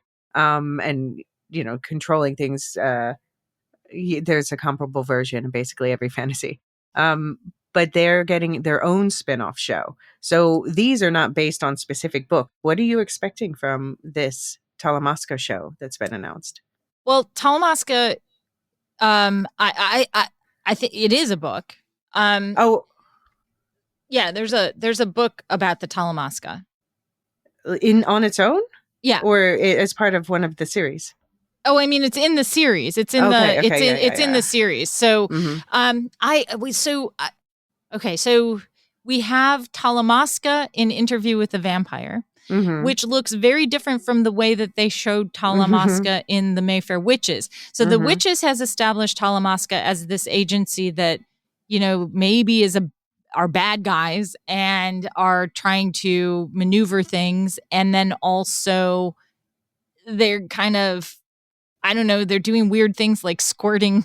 I don't even know. They go around with like a squirt can and they're squirting the outside of a building to protect the people inside the building, right? Like that is not at all, that's a much more active Talamasca agency than what I would expect based on what I know from Interview with the Vampire, the books, and the sort of lore of Talamasca.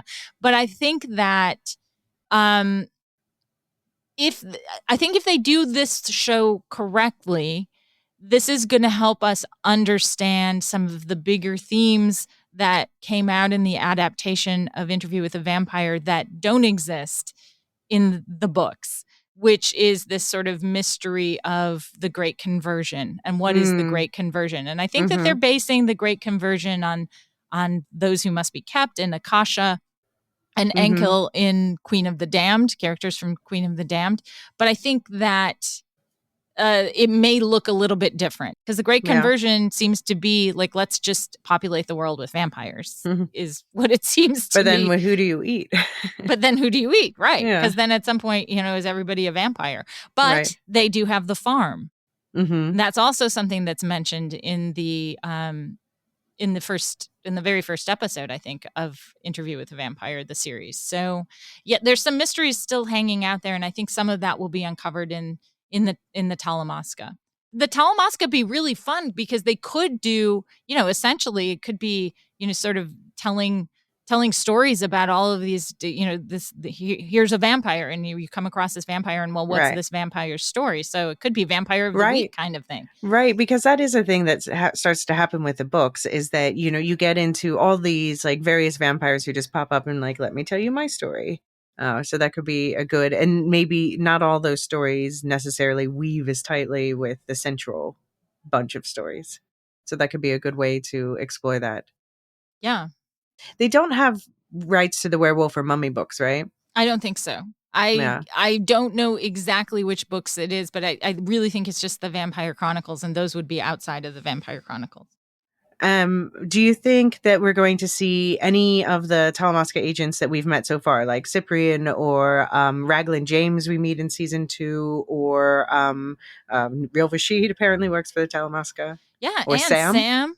Yeah. The all-powerful vampire Sam, who came out of nowhere, who was a double agent and working for the Talamasca as a member of the Vampire Theater, and now is a DJ who wears a decorative helmet. So it can only be Daft Punk, right?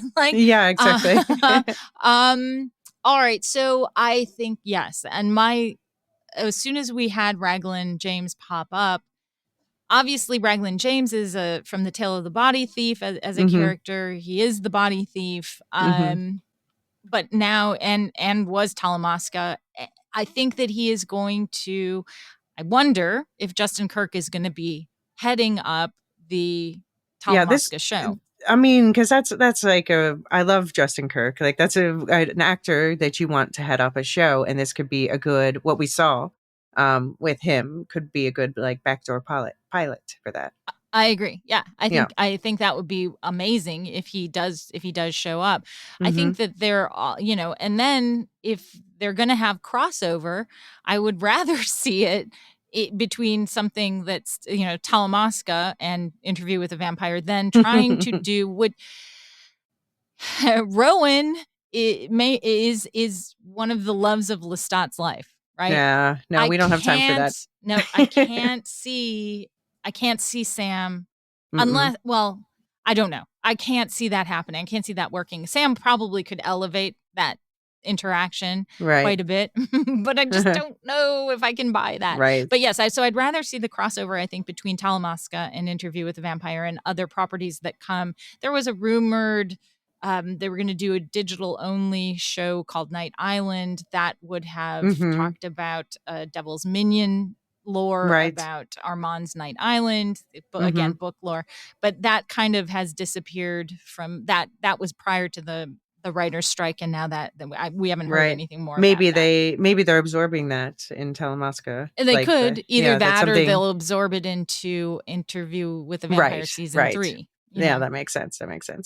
All right, well, let's get into season 2, what we haven't already discussed. Let's get the more season 2 specific stuff, starting with the season starts in Eastern Europe. And this is from the books, but again, they've shifted the time. So I thought that was just, I'm one of those people, I'm like, I've seen enough World War II stuff. But this was a really cool, different way to view it in, just more, not from the soldiers, but from just the people who are trying to survive in the wake of all this. Oh, absolutely. And that thread of people on the home front, which in Europe was a very different thing than it is for Americans, right? So an American audience, maybe, well, certainly they have to understand that there was there were terrible things happening to civilians during World War II, but it just wasn't on our shores. So I loved that they brought that to the forefront. And in fact, Madeline as a character is a great example of how war can impact civilians both during the war and after the war. Because of decisions that you make during the war. And so I thought it was fascinating to show the destruction of on the home front and how people are trying to live through that. It was a great way for Louis and Claudia to encounter the revenants. Right. Which was obviously different from the book because of the time shift. That this is a time of upheaval. It is a time where, scary things are going bump in the night, but it's literal, it's war, right? And occupation, afterwards occupation. So I thought that the time shift was really terrific. But in both seasons, but really informed some of the character development in season 2 in a very good way. They really the first time they ripped my heart out this season was when we met Morgan Ward and Emilia, the Britishman and his where were they? They were in Ukraine, or I think that they were in Ukraine. I think that they were in Ukraine, yeah. And then at the end she gets bitten by something, and all the people want to kill her, and she's just begging basically Louis to help her, and he just kind of Or were they in Romania? Oh yeah, Romania. That makes sense. Yes, yeah, right. I think that they were in Romania. Was speaking Romanian at the end. Yeah. They were in. They went through Ukraine because Claudia apparently speaks all these languages. Which I asked someone how is her accent, and they're like, well, she doesn't pass as native. Fair. But I loved also that Madeline called her out later for her shit French, and she's her like, bad French. Yes, it was. It was good. It was good. Yes, Morgan and Emilia. That's a heartbreaking. I mean, in the books, it's a very sad story, but I loved seeing Blake Ritson in that role because it was so good to see him not being in the Gilded Age. I loved him in the Gilded Age, right? But this is a completely different character. I couldn't even. I was like, I know him, but I couldn't pin who it was. I had to go, look on Google who he was, and I was like, oh yeah, he needs a little different mustache. Yeah, yeah. It's a heartbreaking scene, but also. It's the first time I think that we see Louis turning his back on human issues. And I think it's a critical scene. I think that a lot of people in retrospect are kind of look at episode 1 and they say, well, maybe episode 1 could have been condensed, or did we really need to have that episode? I think we needed it. Yeah. I think we needed it because I think it shows this shift for many reasons, but mainly in Louis sort of seeing what's going to happen, and something that he might have gotten himself involved in previously and trying to save Emilia. He just turns his back and sort of says, that's not my business. I'm a vampire. I'm going to go find the vampire. And that's what he does. Yeah. Yeah. And we get the heartbreak. I think we needed that setup for Claudia too, of just her desperation to find just a companion of someone who is less miserable than Louis, I guess, and less likely to leave her for the next pretty boy who comes by, Louis does have his head turned. I think that, yes, Daciana for Claudia represents this potential for expanding her network, but also she sees a woman, a vampire who is a woman. And I think that's important to her.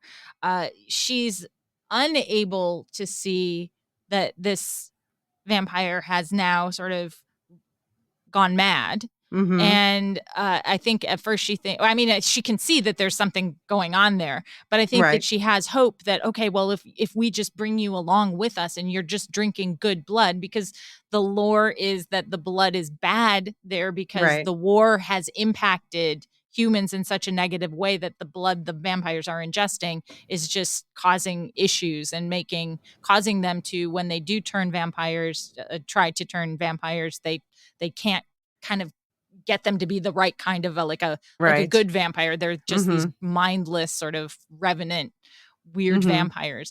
And Claudia sees that with Daciana, that she's not right, but she thinks, okay, I can save her. And she obviously she cannot. And it's a really hard lesson for Claudia that like, even though I'm a vampire, even though I live forever, what does living forever mean? Because Daciana was clearly from a different century. She was not, she was an older vampire. Right.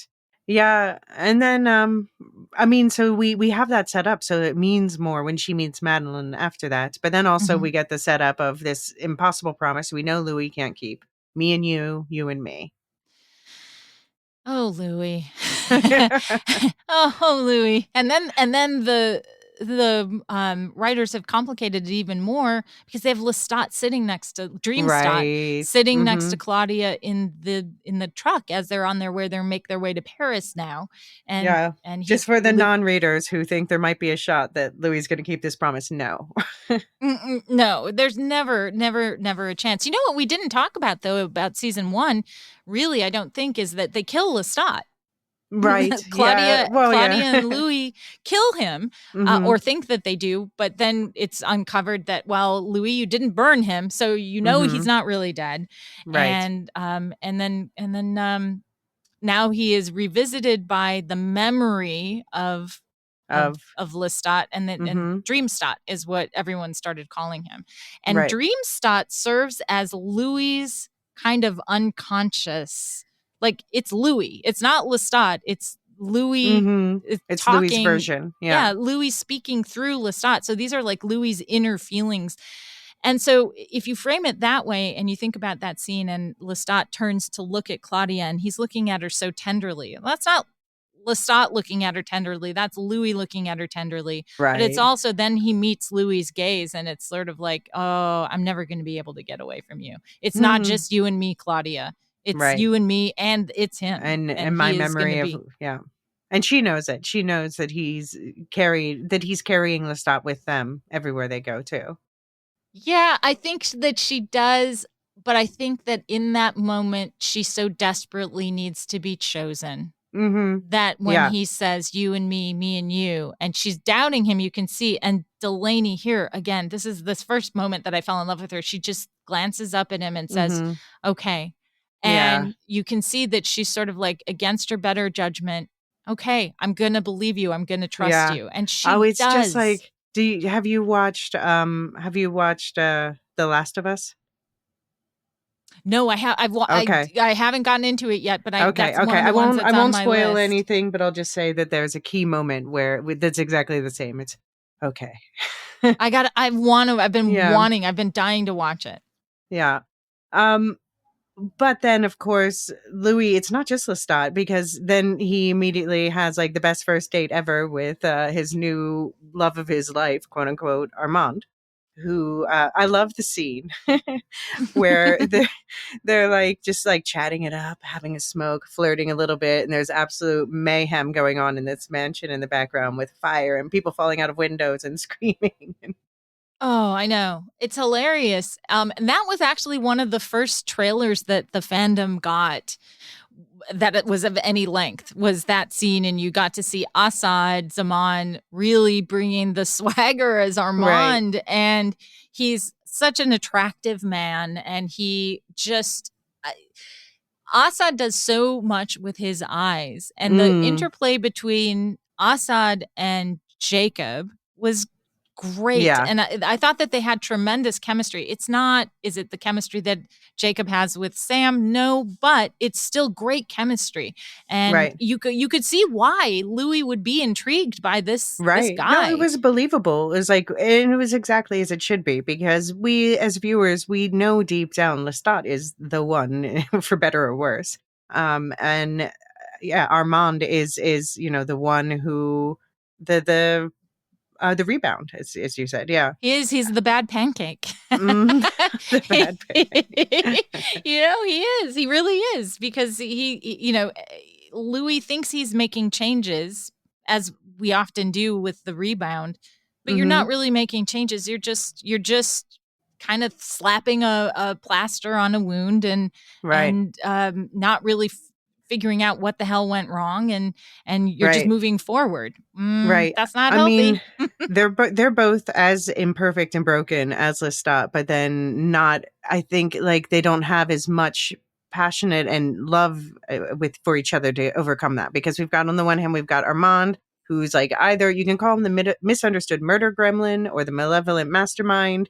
But on the other hand, we've got Louis, who's like playing his sadistic dom game, and who just has this like ugly temper that just is just going to shred your ego or burn you alive, literally. So do you think... Yeah, a guy with the temper and the fire gift? Right. I mean, but do you think, like, what's their real love between them?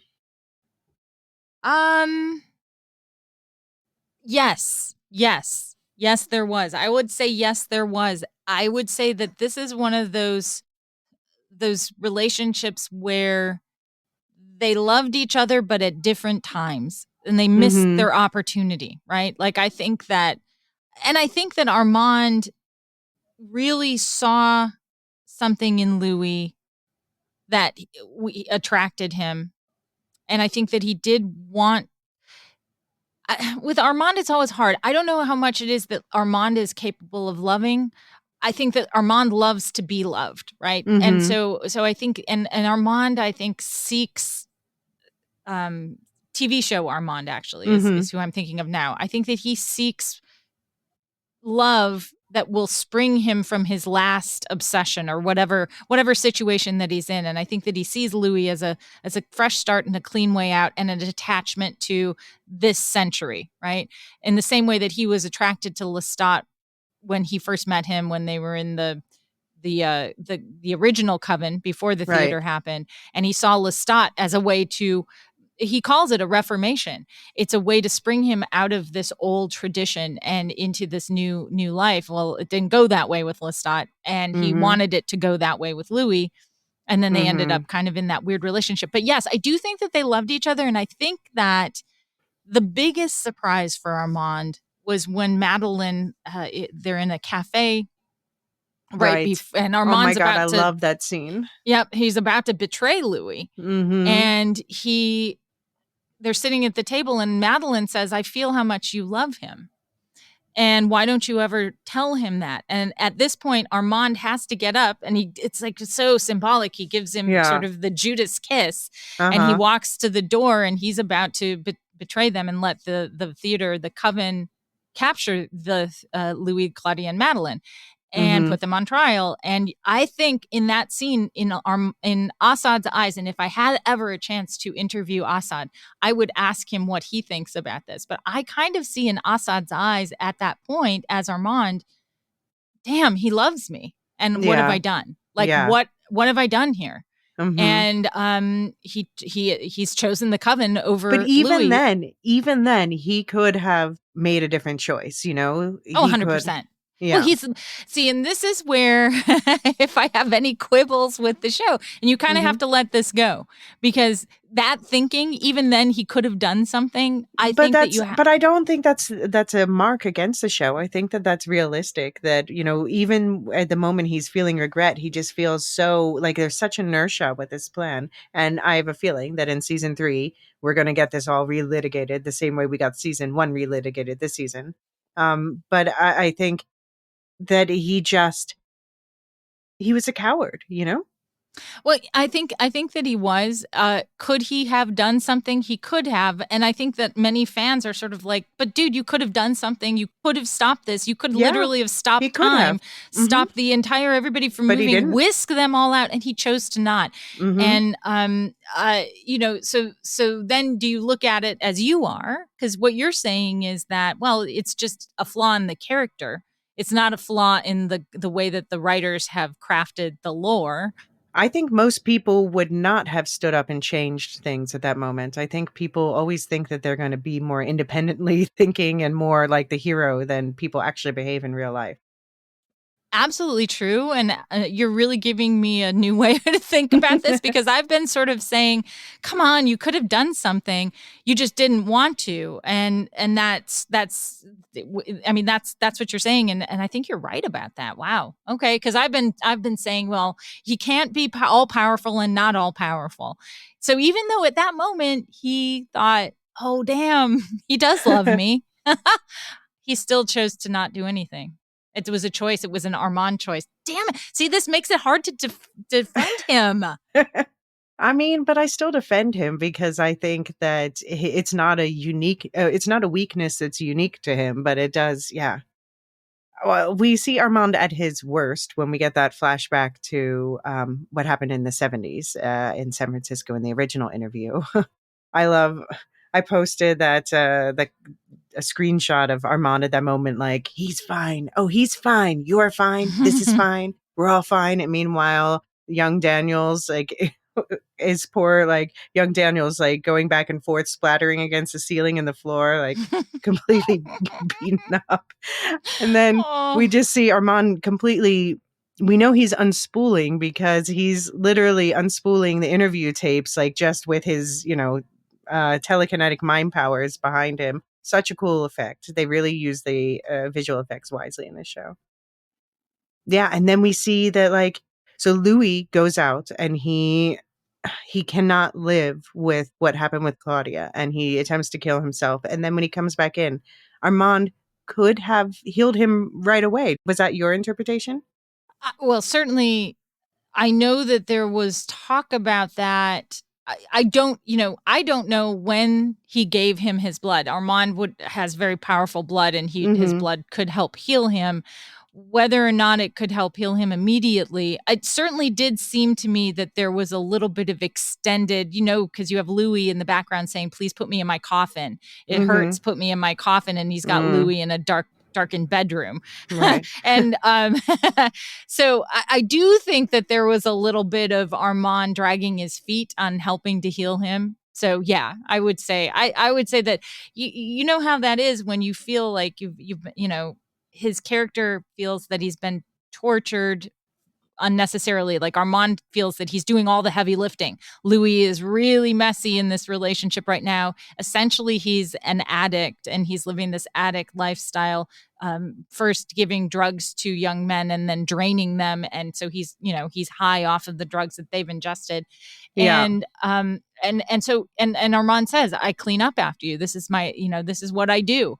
So he's in this kind of codependent relationship with an addict at this point.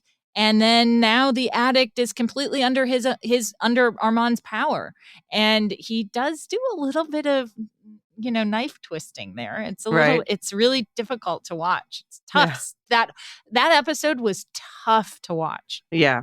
Very good. Very tough. And also it was tough from Daniel's perspective too, because so we have the two types of Daniel. We have the younger version and the older version. And we find out that Louis been the voice in the back of his head for all of his life. And, older Daniel says he's ruined every relationship. And you have to wonder if he would have been different if he hadn't met these vampires. Or I don't know. I kind of feel like maybe he wants to blame them for things that are just his own personality traits. What do you think? Do you think he's changed? Obviously, I think that trauma, even though it is unknown to him because Armand has the mind gift and he has meddled with Daniel's memories, so that Daniel Malloy in the modern day does not remember all of the interview. He's starting to recover his memories, but he doesn't remember the most of it, what happened up until episode 5 of season 2, and then he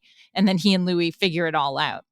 But I think he had that trauma. That trauma did exist in his body, and his body has memory. Whether or not your mind has a conscious memory of it, there is a memory of it. Yeah. He also saw flashes of Armand's face, so I think he had repressed memories of it somewhere.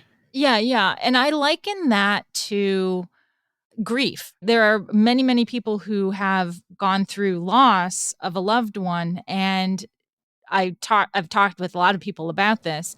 Yeah. They say, I might not be consciously thinking of that event. I might not be consciously thinking of the anniversary of the death, but something happens and I get depressed in the month that leads up to it. Or I notice that I'm sad around the day. And then I go, oh gosh, so the body has a memory, I would argue. Mm-hmm. I have no basis in fact for this. This is just anecdotal. This makes sense. Yeah. But I think that Daniel is experiencing that. And then to further back that up, Eric has talked about that in interviews, that he sort of that muscle memory of trauma, even if you've blocked it out, even if you yourself have done a good job of blocking out bad things that have happened, they still happened. And I think that that's going on for Daniel in the modern day. And I do think that that impacts sort of decisions that you make through life. You know, like, yeah, he wasn't able to keep his relationships together, but he was able, he goes, but I was always a good journalist because he had in Louis, Louis' words. Because in his Louis mind, told him that, yeah. Yeah, you're a bright young journalist with a point of view. Yeah. All right. We've already talked a lot about Dreamstop, but I just want to point out that I thought it was so cool that they had him wear slightly different colored contacts based on, whose perspective we were getting. There's just such the attention to detail. Mwah. That heartbreaking goodbye on the bench was a lot. And I just, overall, this was like a brilliant way to keep Sam Reed in play all season because you don't want to lose Lestat. You don't, as a character, you don't want to lose that actor. I hope they do the same thing with other characters. Claudia. They have we'll get into the book stuff, but yeah. I think that's a lock because I would say that the only reason to have scheduling issues with Bailey is because they need Claudia for a season that right, because they haven't started filming Avatar. Isn't she in Avatar 4 even or something? Yeah, she's going to be in the next Avatar, and that's why 3 or okay, it doesn't matter anyway. If they haven't started filming, as far as I know. No, they haven't. Yeah. And I think that they may be coming up. And so, they had to make that difficult choice because I mean, Bailey was beautiful and she was really good as young Claudia, as 14-year-old Claudia. Yeah. So. Yeah. And one character we haven't mentioned that I know is going to come into play more next season is Nikki, Lestat's human turned vampire boyfriend. And all we found out is that he was unhappy and he died, but I have a feeling we're going to find out a lot more about that next season. Oh, for sure. They're going to do, this is very exciting for book fans, is that now we're going to get the vampire Lestat. And it's something that we got it a little bit, I guess, in, well, not even a little bit, but you get the rock star Lestat in Queen of the Damned, the film.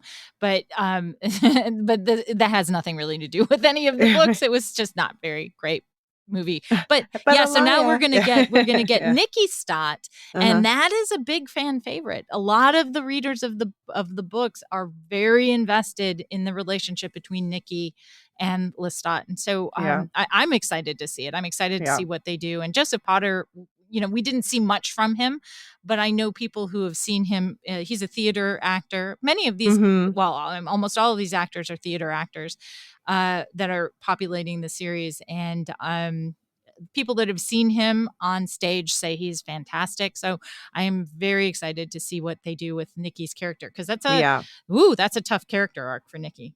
Yeah. No, I'm very excited too, because obviously this is something they've been planning ahead, so it's going to have a satisfying payoff, I'm sure.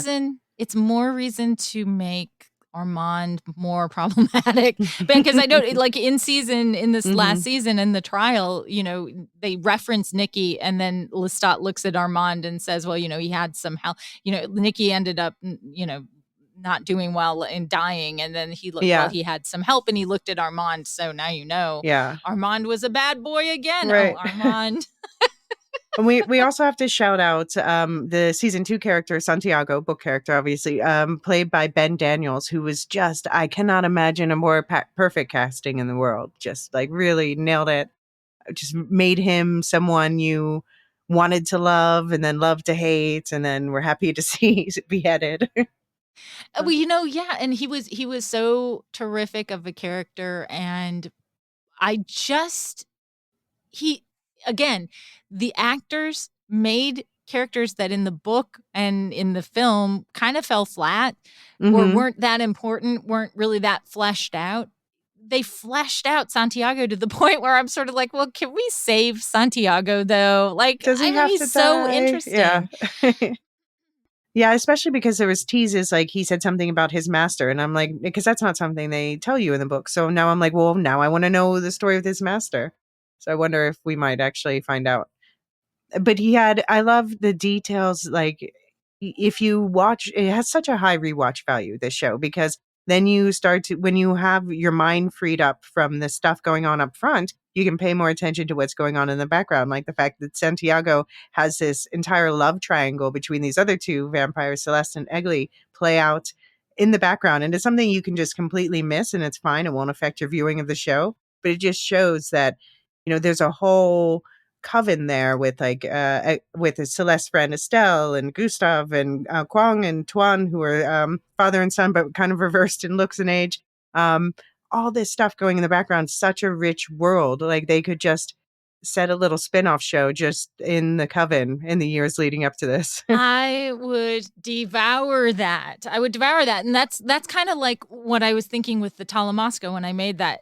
I sort of said offhandedly that they could do kind of a Vampire of the Week, but wouldn't it be interesting if they would go back and they would do sort of like, okay, who are these vampires? I would love to know more because, and again, you're right. The writers created fully formed characters of background characters. It's sort of like, my goodness.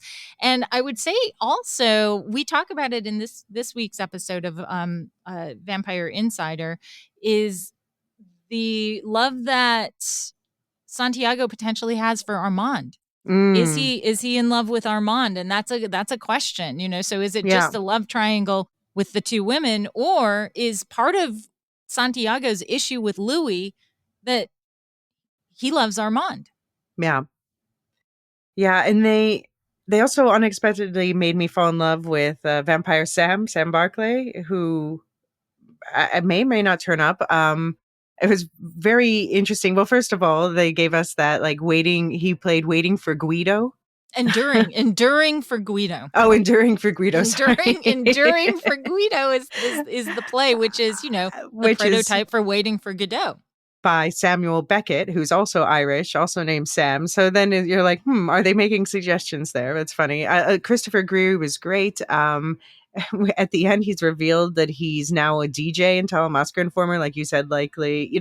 Like they could just slot him in the background in history so many different ways. I hope that he comes back. But why do you think Louis said 4 people escaped, and then he went and told in great detail about killing 3 of them, and then just fails to mention Sam until pressed on it? Why do you think that is?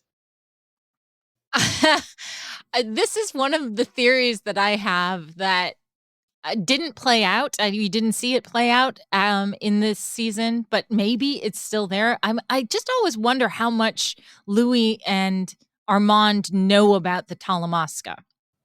And are they already in some way working with them or involved with them? Because of course they had the real Rashid, who was also a Talamasca agent.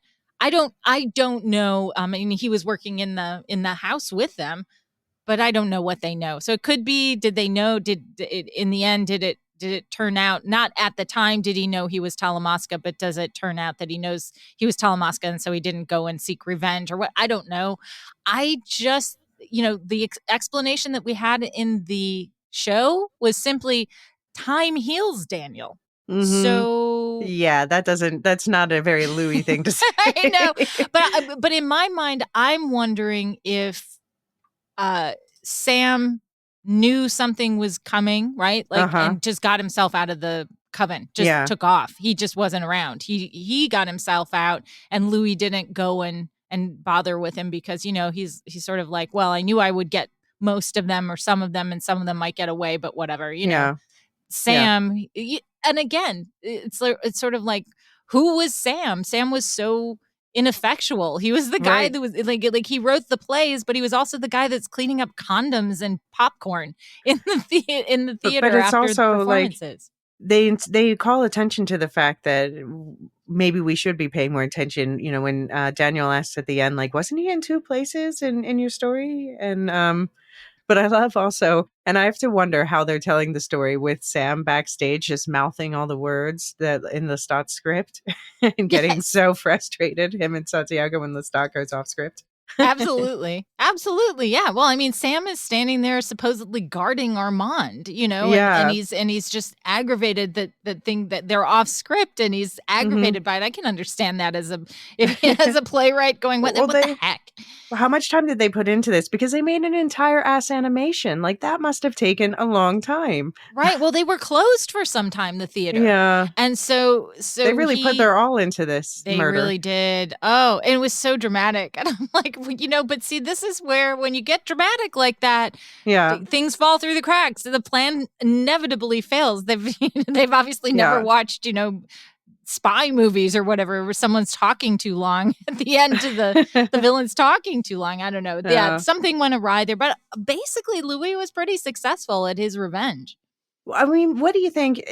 This is something that I love about it, by the way, that I think there's a whole list of rules that they gave, which is like kind of arbitrary bullshit that they've decided their society follows these rules because Lestat came in hundreds of years ago and said your rules suck. You should do it differently. And they changed and they could do that again.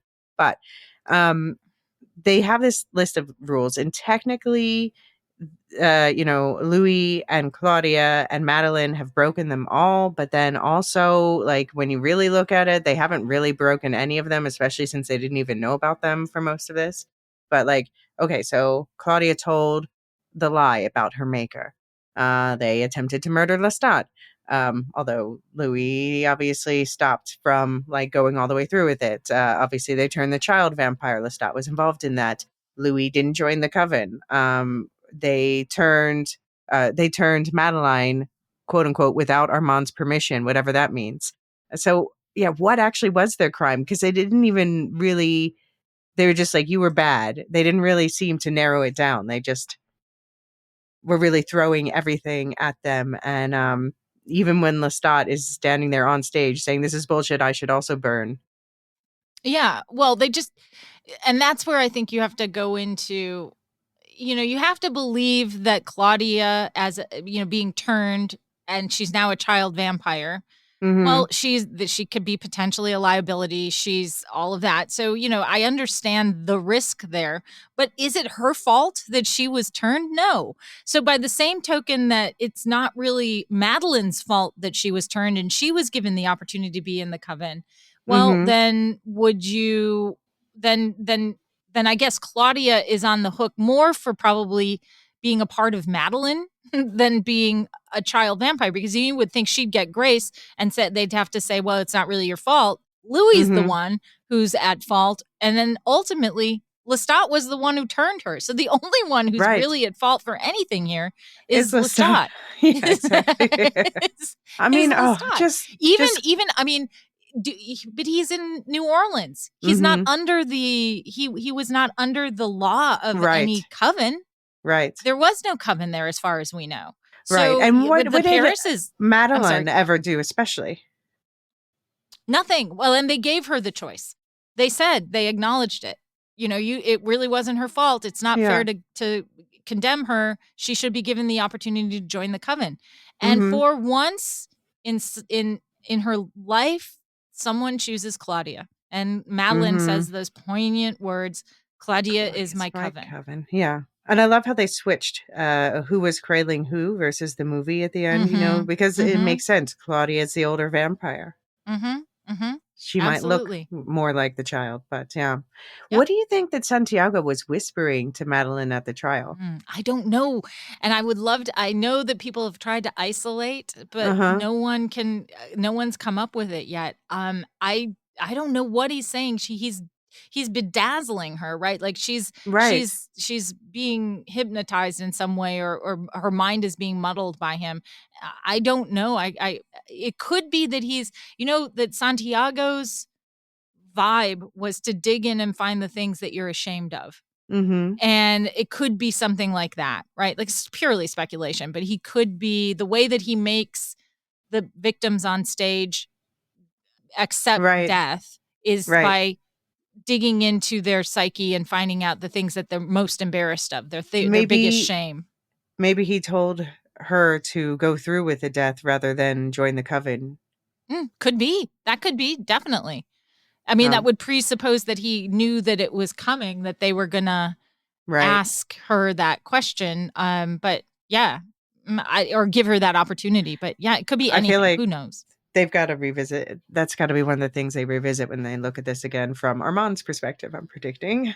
I hope so. Well, bring back Santiago. I need more Ben Daniels.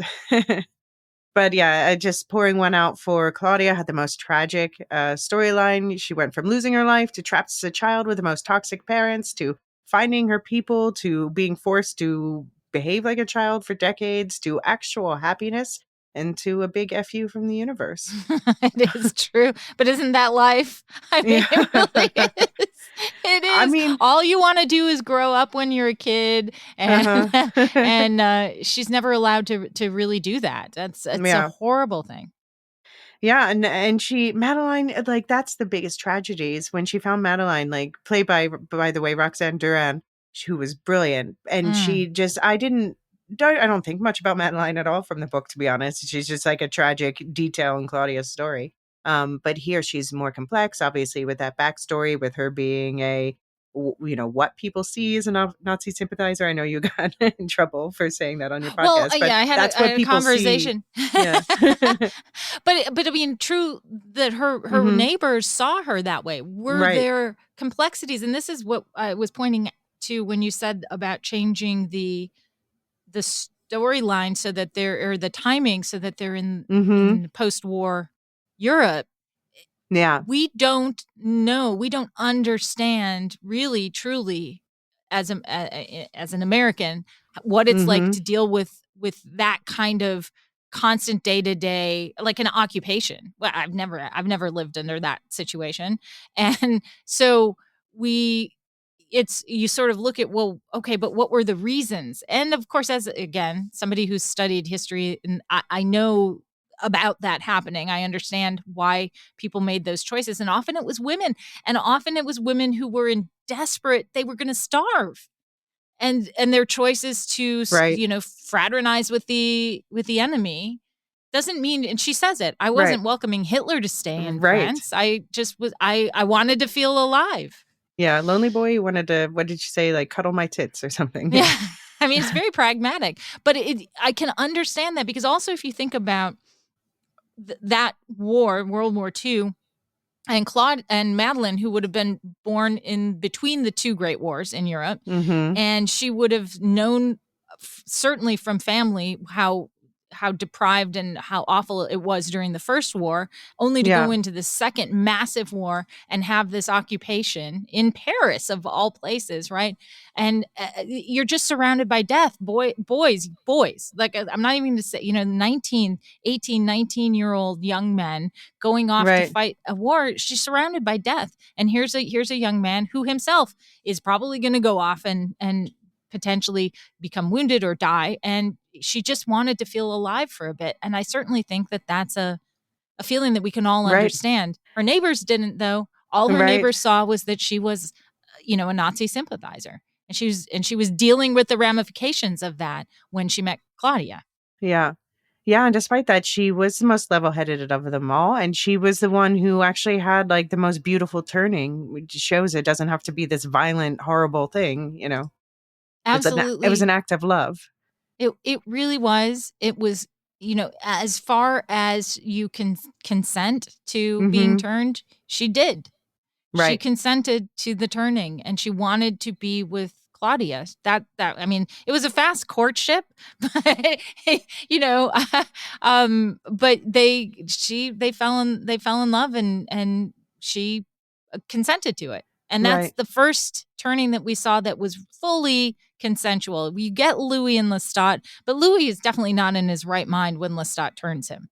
So, it wasn't. Was it consent? It was still, really? questionable there. Yeah. All right. So that brings us to the finale reveals. I'm just going to rattle them off real quick, and then we can discuss them a little more. But so we get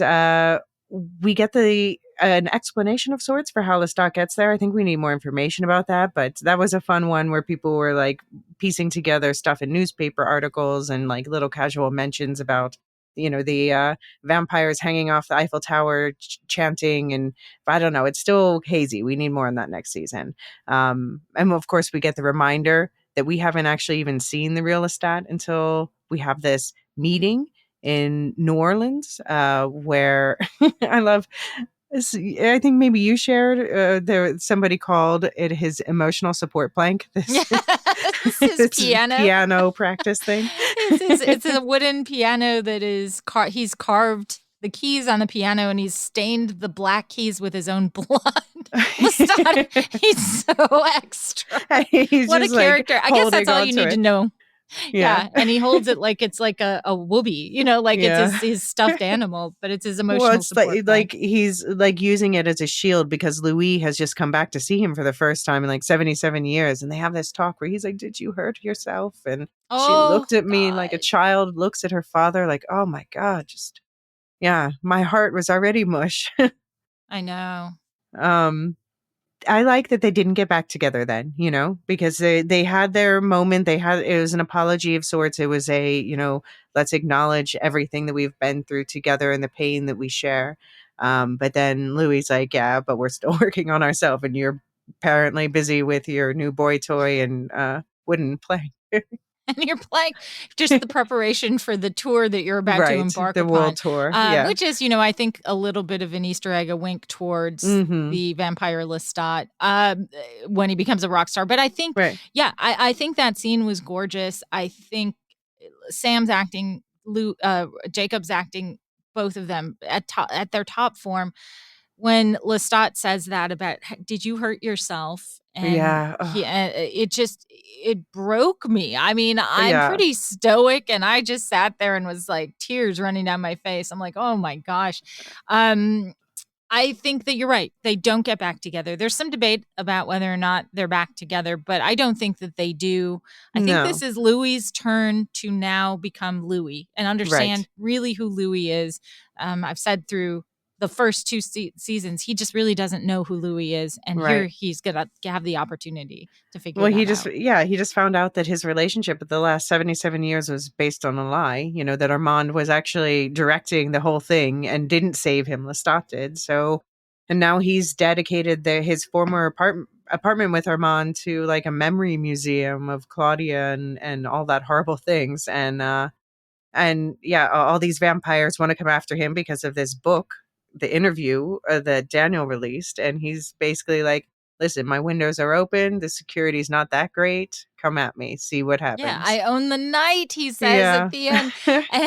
And it's kind of a mirror, the first shot of Louis in the first season and then the second shot. And if you put them side by side, you can see that Louis at the end of the second season is a much stronger, more confident Louis, but also, come on, Louis. Yeah. Like Daniel's saying to him, get out of Dubai, man. And Louis like, no, this is it. I'm stay here. And this is where I am. And I think that says like Louis is starting to bring all of the pieces of Louis together. And that can mean that he is that tough guy that worked on Liberty Street, but it also can mean that he is, a grieving father and somebody who's suffered trauma with past relationships and has like all of that is coming together. And I that's exciting. And I can't wait. And I hope that we're going to get to see more of Louis' growth as a character in future seasons. Yeah. All I have to say to Louis is meow.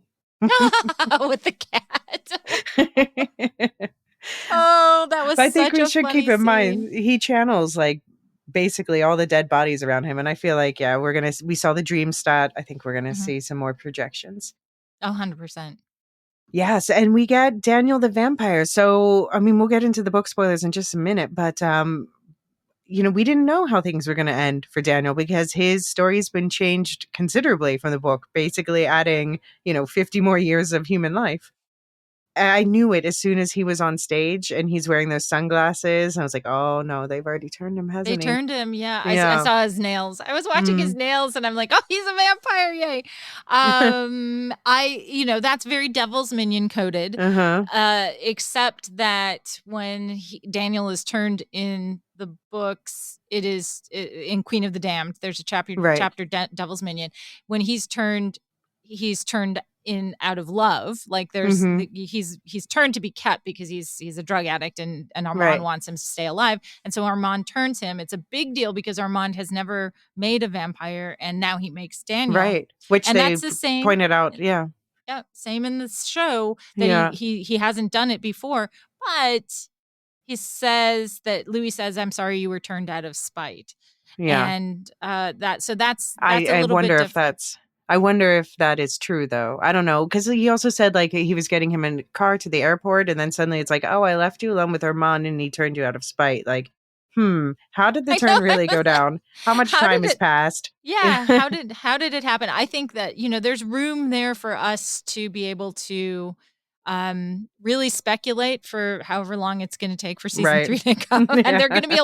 there will be a lot of discourse about that on Twitter, I promise you. Absolutely. But yeah, I love that he's a vampire. And for Eric as an actor, it was always kind of a goal for him. He said, I've never been, like, right before he had the offer for this part, he was ruminating on his past and characters he's played, and he thought to himself, I've never been a vampire, I might like to do that. And then he got the offer.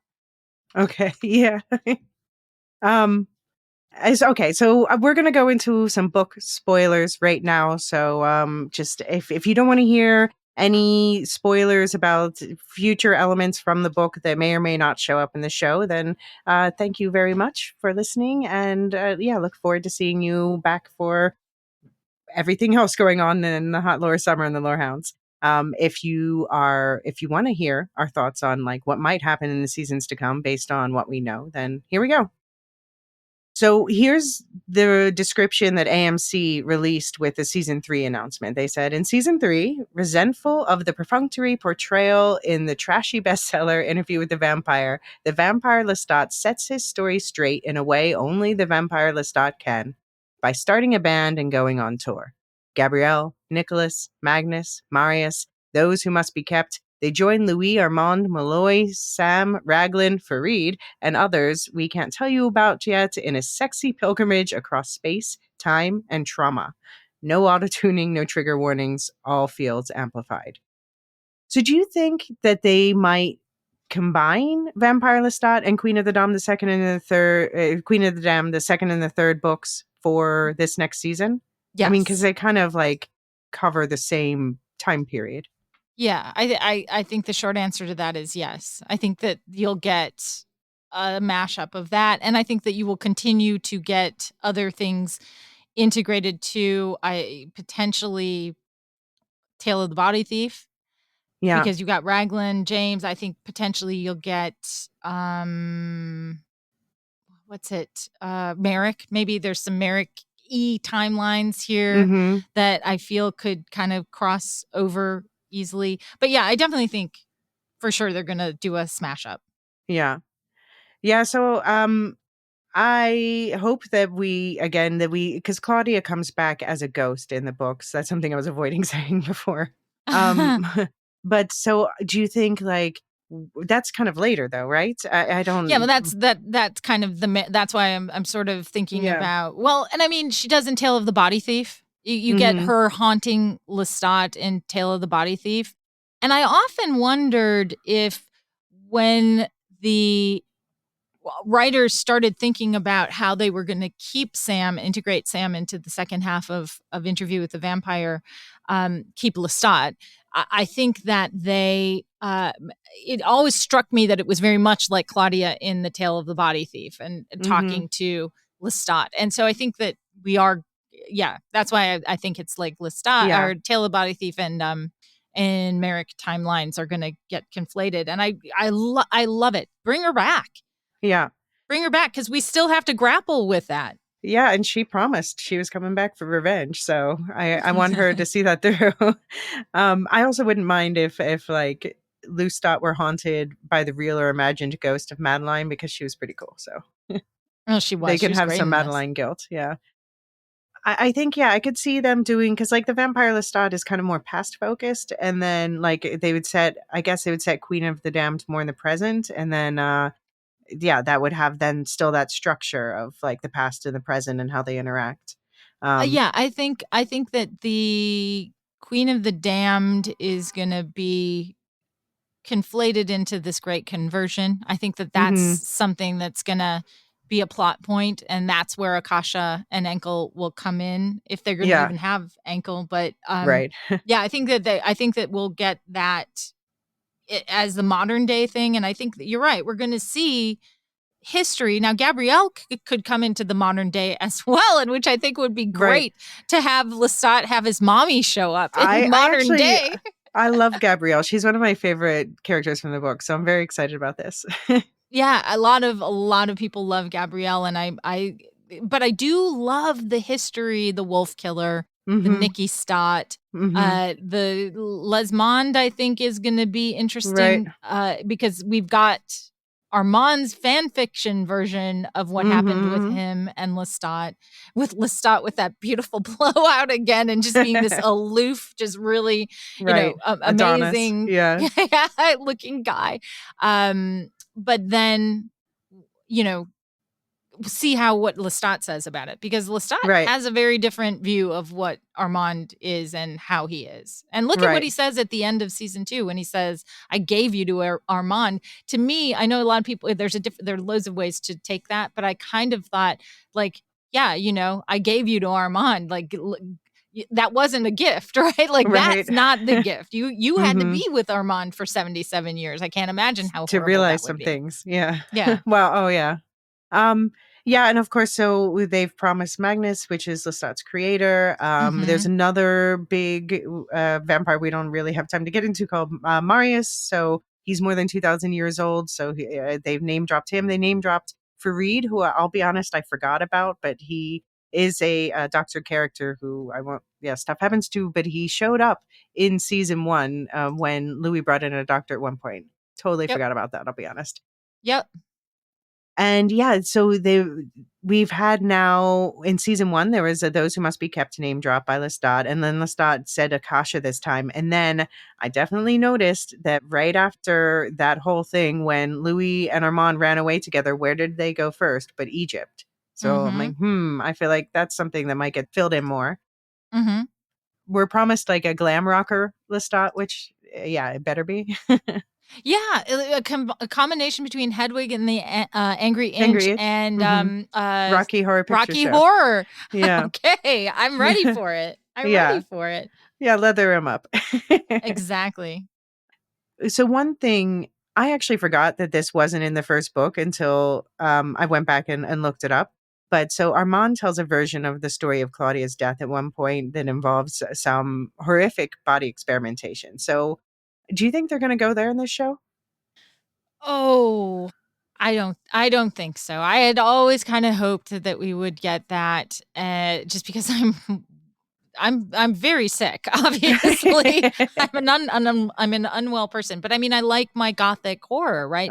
So, it's kind of a Frank and Claudia moment. I don't think so. I think that what we see is what we get. I think that that's going to be, the trial is going to be the trial, and what happened there is what happened. I would be surprised if they would do that, but I've been wrong. So every time I make a guess, assume the opposite, because almost everything I've guessed at, I haven't gotten it right. Well, I mean, I think you have gotten a lot right as someone who listens to your predictions, and they intend to inform. Sometimes I'm not completely sure, like, did I come up with that, or am I echoing you guys? But yeah, I do expect more Armand reveals. Maybe like we'll find out some more things about his life with Louis. I'm glad we're getting more Louis than in the books. That's definitely needed. For sure. About the Devil's Minion thing, the creator did point out we're still several books away, which makes me wonder. But then again, we got like this I think he's just messing with us with that statement. Yeah. Well, I know that they probably are aware that the fandom is rabid for Devil's Minion, and Devil's Minion is the relationship between Daniel and Armand. And I think the big question around Devil's Minion is it going to be happening now in present day, or did some of it already happen in the past? Because there's some speculation that young Daniel and Armand had a relationship already in the past, and then he wiped his mind. So there's some fan theories out there that that's what happened. I tend to think that didn't happen. I think that maybe Louis and Armand kept tabs on Daniel. I think obviously they did. We've had some clues that they did, and but I think that they did keep tabs on Daniel. And then I think the Devil's Minion is going to happen. I think it's going to happen in the present day. Will it look exactly like it did in the book? I No, of course don't not. know, Yeah. but I think it will be. I think now Daniel is going to go looking for Armand. I think when he said to Or is Louis he at already the with end, him? well, maybe. But because he says at the end, have you heard from my Yeah. maker? Yeah, I mean, he could did. be lying, but Mhm. I think that Daniel is going to go want to get to the bottom of Armand's story. Yeah, he didn't. It's not a lie. He didn't say because I don't know where he is. He just said, "Have you heard from him?" Right. Well, that's true. That's true. Lie of omission, maybe. Yeah, I don't know, but that's maybe just me wanting to read into it because I want to know like how did this turn happen in the first place. But yeah, we're definitely going to find out. And I wonder, yeah, how soon we're going to get that body swapping story. I want Justin Kirk in both the Talamasca show and showing up periodically in this show. Yeah, I really want to see a Justin Kirk and Lestat. I mean, Justin Kirk and Sam Reed. I conflate the characters. I've got to be honest with you. The actor and the character I conflate. So I go back and forth between real names and their character names. But I'd love to see Raglan and Lestat interact because I think the Justin Kirk and Sam Reed acting together would be amazing. I want Justin them to Kirk play so much. each other too. Yeah, that would be well, and we've already seen Lestat. We've already seen Sam do that with Jacob because when he was playing Dreamstot, he's riffing on who Jacob's Louis's mannerisms. Right. So, what would you say you're looking forward to most in the season 3 or beyond? Oh, I think I am looking forward to Rockstar Lestat. I'm pretty simple. Okay, yeah. I'm looking forward to it too. I'm looking forward to that. I am looking forward to Devil's Minion. I really fell in love with Daniel's character in this, especially with, Eric had so much to do with that. And I'm really looking to see what his character arc is going to be through the next. Are they going to sort of do a mashup between Daniel and David so that Daniel is now the chronicler? Right, the guy who's going around sort of writing down all of their stories. It seems to be that they're setting him up to do that. So I'd love to see that, and I'd love to see him get to the bottom of what's going on with the Great Conversion. Because again, even though now he's a vampire, he's still the one that is serving as us, as the audience, and he's the one that's going to be able to ask questions. He's a new vampire. He's going to have questions about everything. I'm really looking forward to Daniel's arc. Yeah. No, me too. I guess I am, like I said, I'm really looking forward to Gabrielle, and I'm really looking forward to, I'm excited about Akasha. I don't know. I can't wait to see who they get to play her. I love like the whole vampire origin story. I'm very excited for that. Okay, before I let you go, I want to play a couple rounds of a game that I'm calling Bite Bone Blaze. And so I'm going to give you 3 characters, and then you have to say which one you would want to sire you. So they bite you and then leave you, basically. Okay. Which one you would want to have one wild night of passion with, and which one you would put outside to go ablaze. Okay, so they bite me. But then leave you. They bite you and leave you. Bite me and leave me. Okay. And the first one is Louis Lestat and Armand is the first pair. Gosh. Okay. Well, I guess. Well, okay. I want Lestat to bite me because then I'm getting some powerful blood, so I'm gonna be a pretty powerful vampire. Oh God. I can't blaze Armand. I have to blaze Louis. I'm sorry. I'm sorry, Louis. Oh, Louis, I love him so much. I'm going to have to. But yeah, definitely the Night of Passion with Armand. That's got to be it. Okay. What about you? So let's see. I guess I would have Armand bite me for, because he's got some good blood too. Just because I need that night of, oh no. I'm having the Night of Passion with Lestat, and I'm also blazing Louis. I'm sorry. Poor Louis. Louis gets blazed. Ay. That's tough. That's tough. I know. What are you going to do? All right. So Claudia, Madeline, and Vampire Sam. Who would I have bite me? Claudia. I'm blazing Vampire Sam. And then boning Madeline. 100%. Yeah. Oh, yeah. Roxanne, call me. I might be the same. I don't know. Maybe I would want Vampire to Sam to bite me because he's older, So, but then who might? No, he's got a blaze. Sorry, bye, Sam. Daft Punk is playing in the furnace. Anyway. That's right. What about between the love triangle? Santiago, Egli, and Estelle. Oh, Egley is gonna be the bite. Santiago Bone and Blaze Estelle. I didn't like Estelle. No, I didn't like Estelle either. I'm also going to blaze her. Santiago bite me because he's got more power, obviously. And you want the cloud gift. Yeah, and Egli, she looked like she was giving Santiago a good time, so. Yeah. All right. And for the last one, since we're talking about mixed characters, not all vampire, we're going to do the standard fuck, marry, kill. So, Okay. young Eric, older Eric, vampire Eric. Oh, okay. Oh, sorry. I shouldn't say Eric Daniel. There's another actor, actually, who plays two of those. Young Daniel, older Daniel, vampire Daniel. Okay. So, vampire Daniel, I'm gonna marry him, but this is only after I've been bitten by Lestat so that I've got that powerful blood and I am also a vampire. So I'm marrying vampire Eric. I guess I'll fuck young Eric and then kill older Eric, but that's okay because already vampire Eric exists. Or no, vampire Daniel. God, I keep saying Eric. What about you? Okay, what about you? All right, I think I'm going to marry young Daniel because he's still got like the idealism, maybe, he's still got more hope for the future. I think vampire Daniel after I've been bitten by Lestat, or who did I say was biting me? Armand. Vampire Daniel can be my fun night. And yeah, I'm sorry, older Daniel. You're just like, you're the in-between phase. That's right. That's right. Exactly. Oh man, that's a fun game. I love it.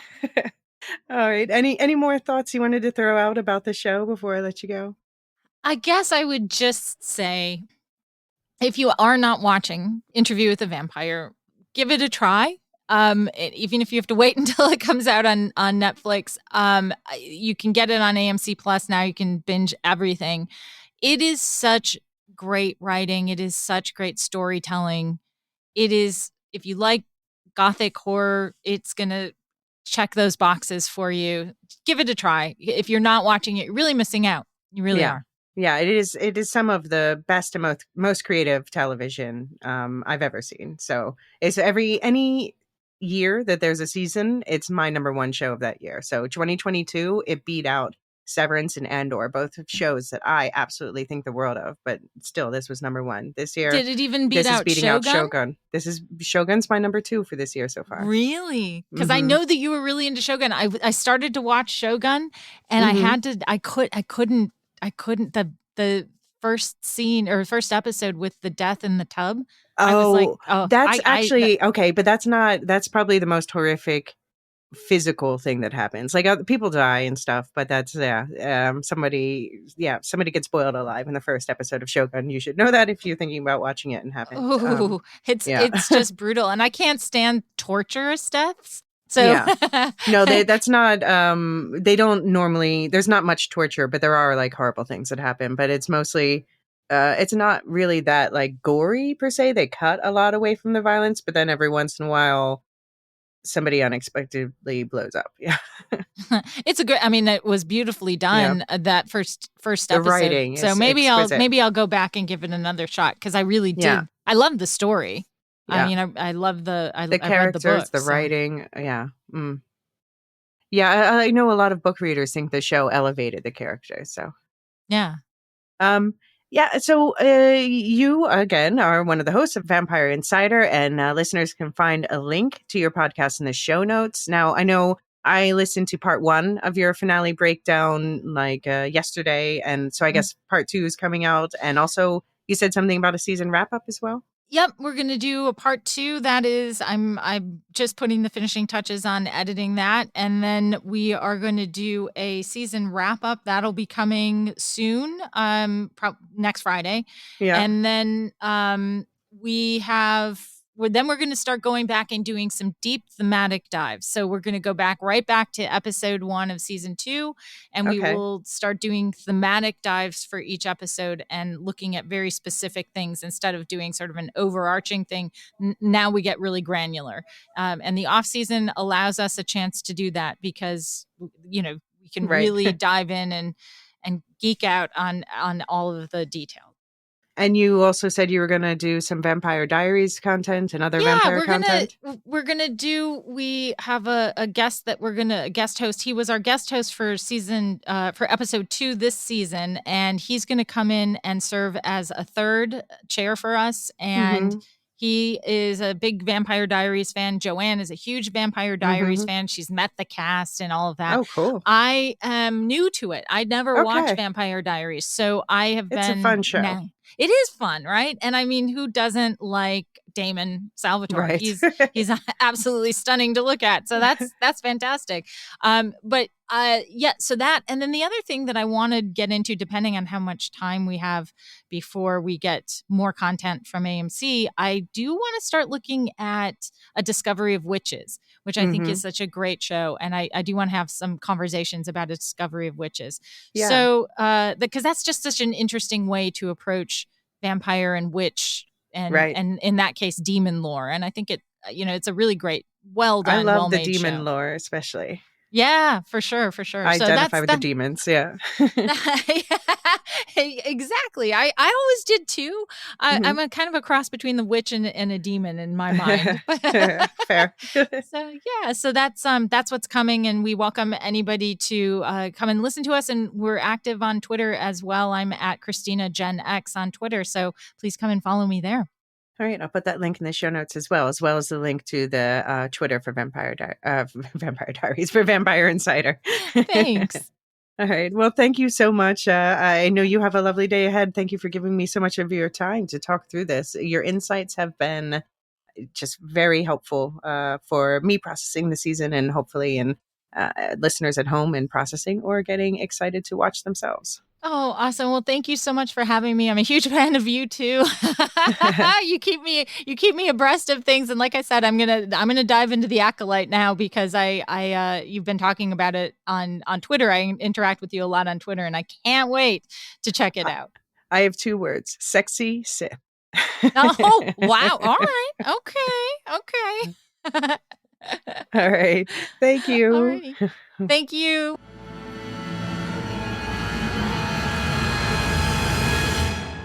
So thank you again to Kristina, and thank you also to everyone else who's listening right now. Of course, there's a lot more to listen to in the Lorehounds this week, including, of course, ongoing House of the Dragon coverage with hot takes for subscribers and a show guide. And it seems like the guys are up to 3 episodes a week, so full in-depth hot tea coverage. And of course, John and I are doing the Acolyte, which I am all the way in on, having a great time. You heard us just talk about it now. And also, if you are a Star Wars fan or if you're just curious, then do check back earlier in the episode list for the Star Wars Canon Timeline podcast, and you'll find near the beginning of the list a new episode that I backdated that's all about ancient myths in the Star Wars universe. And of course, there was also this week 2 episodes for Patreon and Supercast subscribers, our second breakfast episode and Elevensies talking about the 5th element. And Radioactive Ramblings is busy with the boys. Rings and Rituals has wrapped up their first season recap of Rings of Power, and now there's going to be an interview with John coming out talking about the music in the Rings of Power. And Properly How a Movie Review has just wrapped up its season, and We'll Shift Us just wrapped up Beacon 23. Watch out for Dune coverage coming after the Acolyte. And of course, this is just the midpoint of Hot Lore Summer. And of course, none of this would be possible without our Discord server boosters. Thank you, Gnarls, Aaron K, Tiller the Thriller, Dork of the Ninjas, Duve71, Captain Gingy 56, and Athena Ajalea. And thank you especially to our lore masters Samartian, Michael G, Michelle E, David W, Brian P, SC, Peter OH, Bettina W, Adam S, Nancy M, Duve71, Brian 8063, Frederick H, Sarah L, Gareth C., Eric F., Matthew M., Sarah M., DJ Miwa, Andrew B., Kwang Yu, Jedi Bob, Nathan T., Alex V., Aaron T., Sub-Zero, Aaron K., Dally V., Mothership 61, Gnarls, Kathy W., Stuart B., and always last, Adrian. And see, guys, I did it with the music. Okay, thank you all. See you this week for The Acolyte. The Lorehounds podcast is produced and published by The Lorehounds. You can send questions and feedback and voicemails at thelorehounds.com/contact. Get early and ad-free access to all Lorehounds podcasts at patreon.com/thelorehounds. Any opinions stated are ours personally and do not reflect the opinion of or belong to any employers or other entities. Thanks for listening.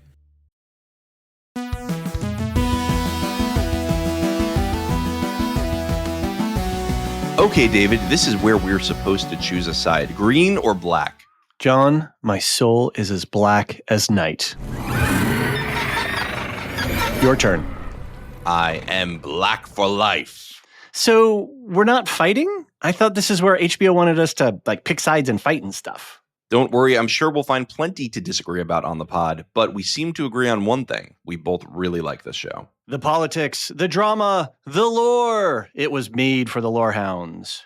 And since we just finished recapping season 1, we couldn't be more ready to defend our Black Queen in the Dance of the Dragons. And with the season pass option in Supercast, listeners can get early ad-free access to each weekly scene-by-scene deep dive, plus our custom show guide with all the characters and connections.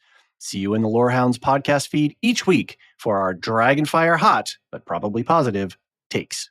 The Lorehounds House of the Dragon coverage is also safe for Team Green consumption. Side effects may include a deeper understanding of dragon lore, a hardened conflict with itself, and an inescapable urge to read the book Fire and Blood by George R.R. Martin. Dragon seeds may experience burning.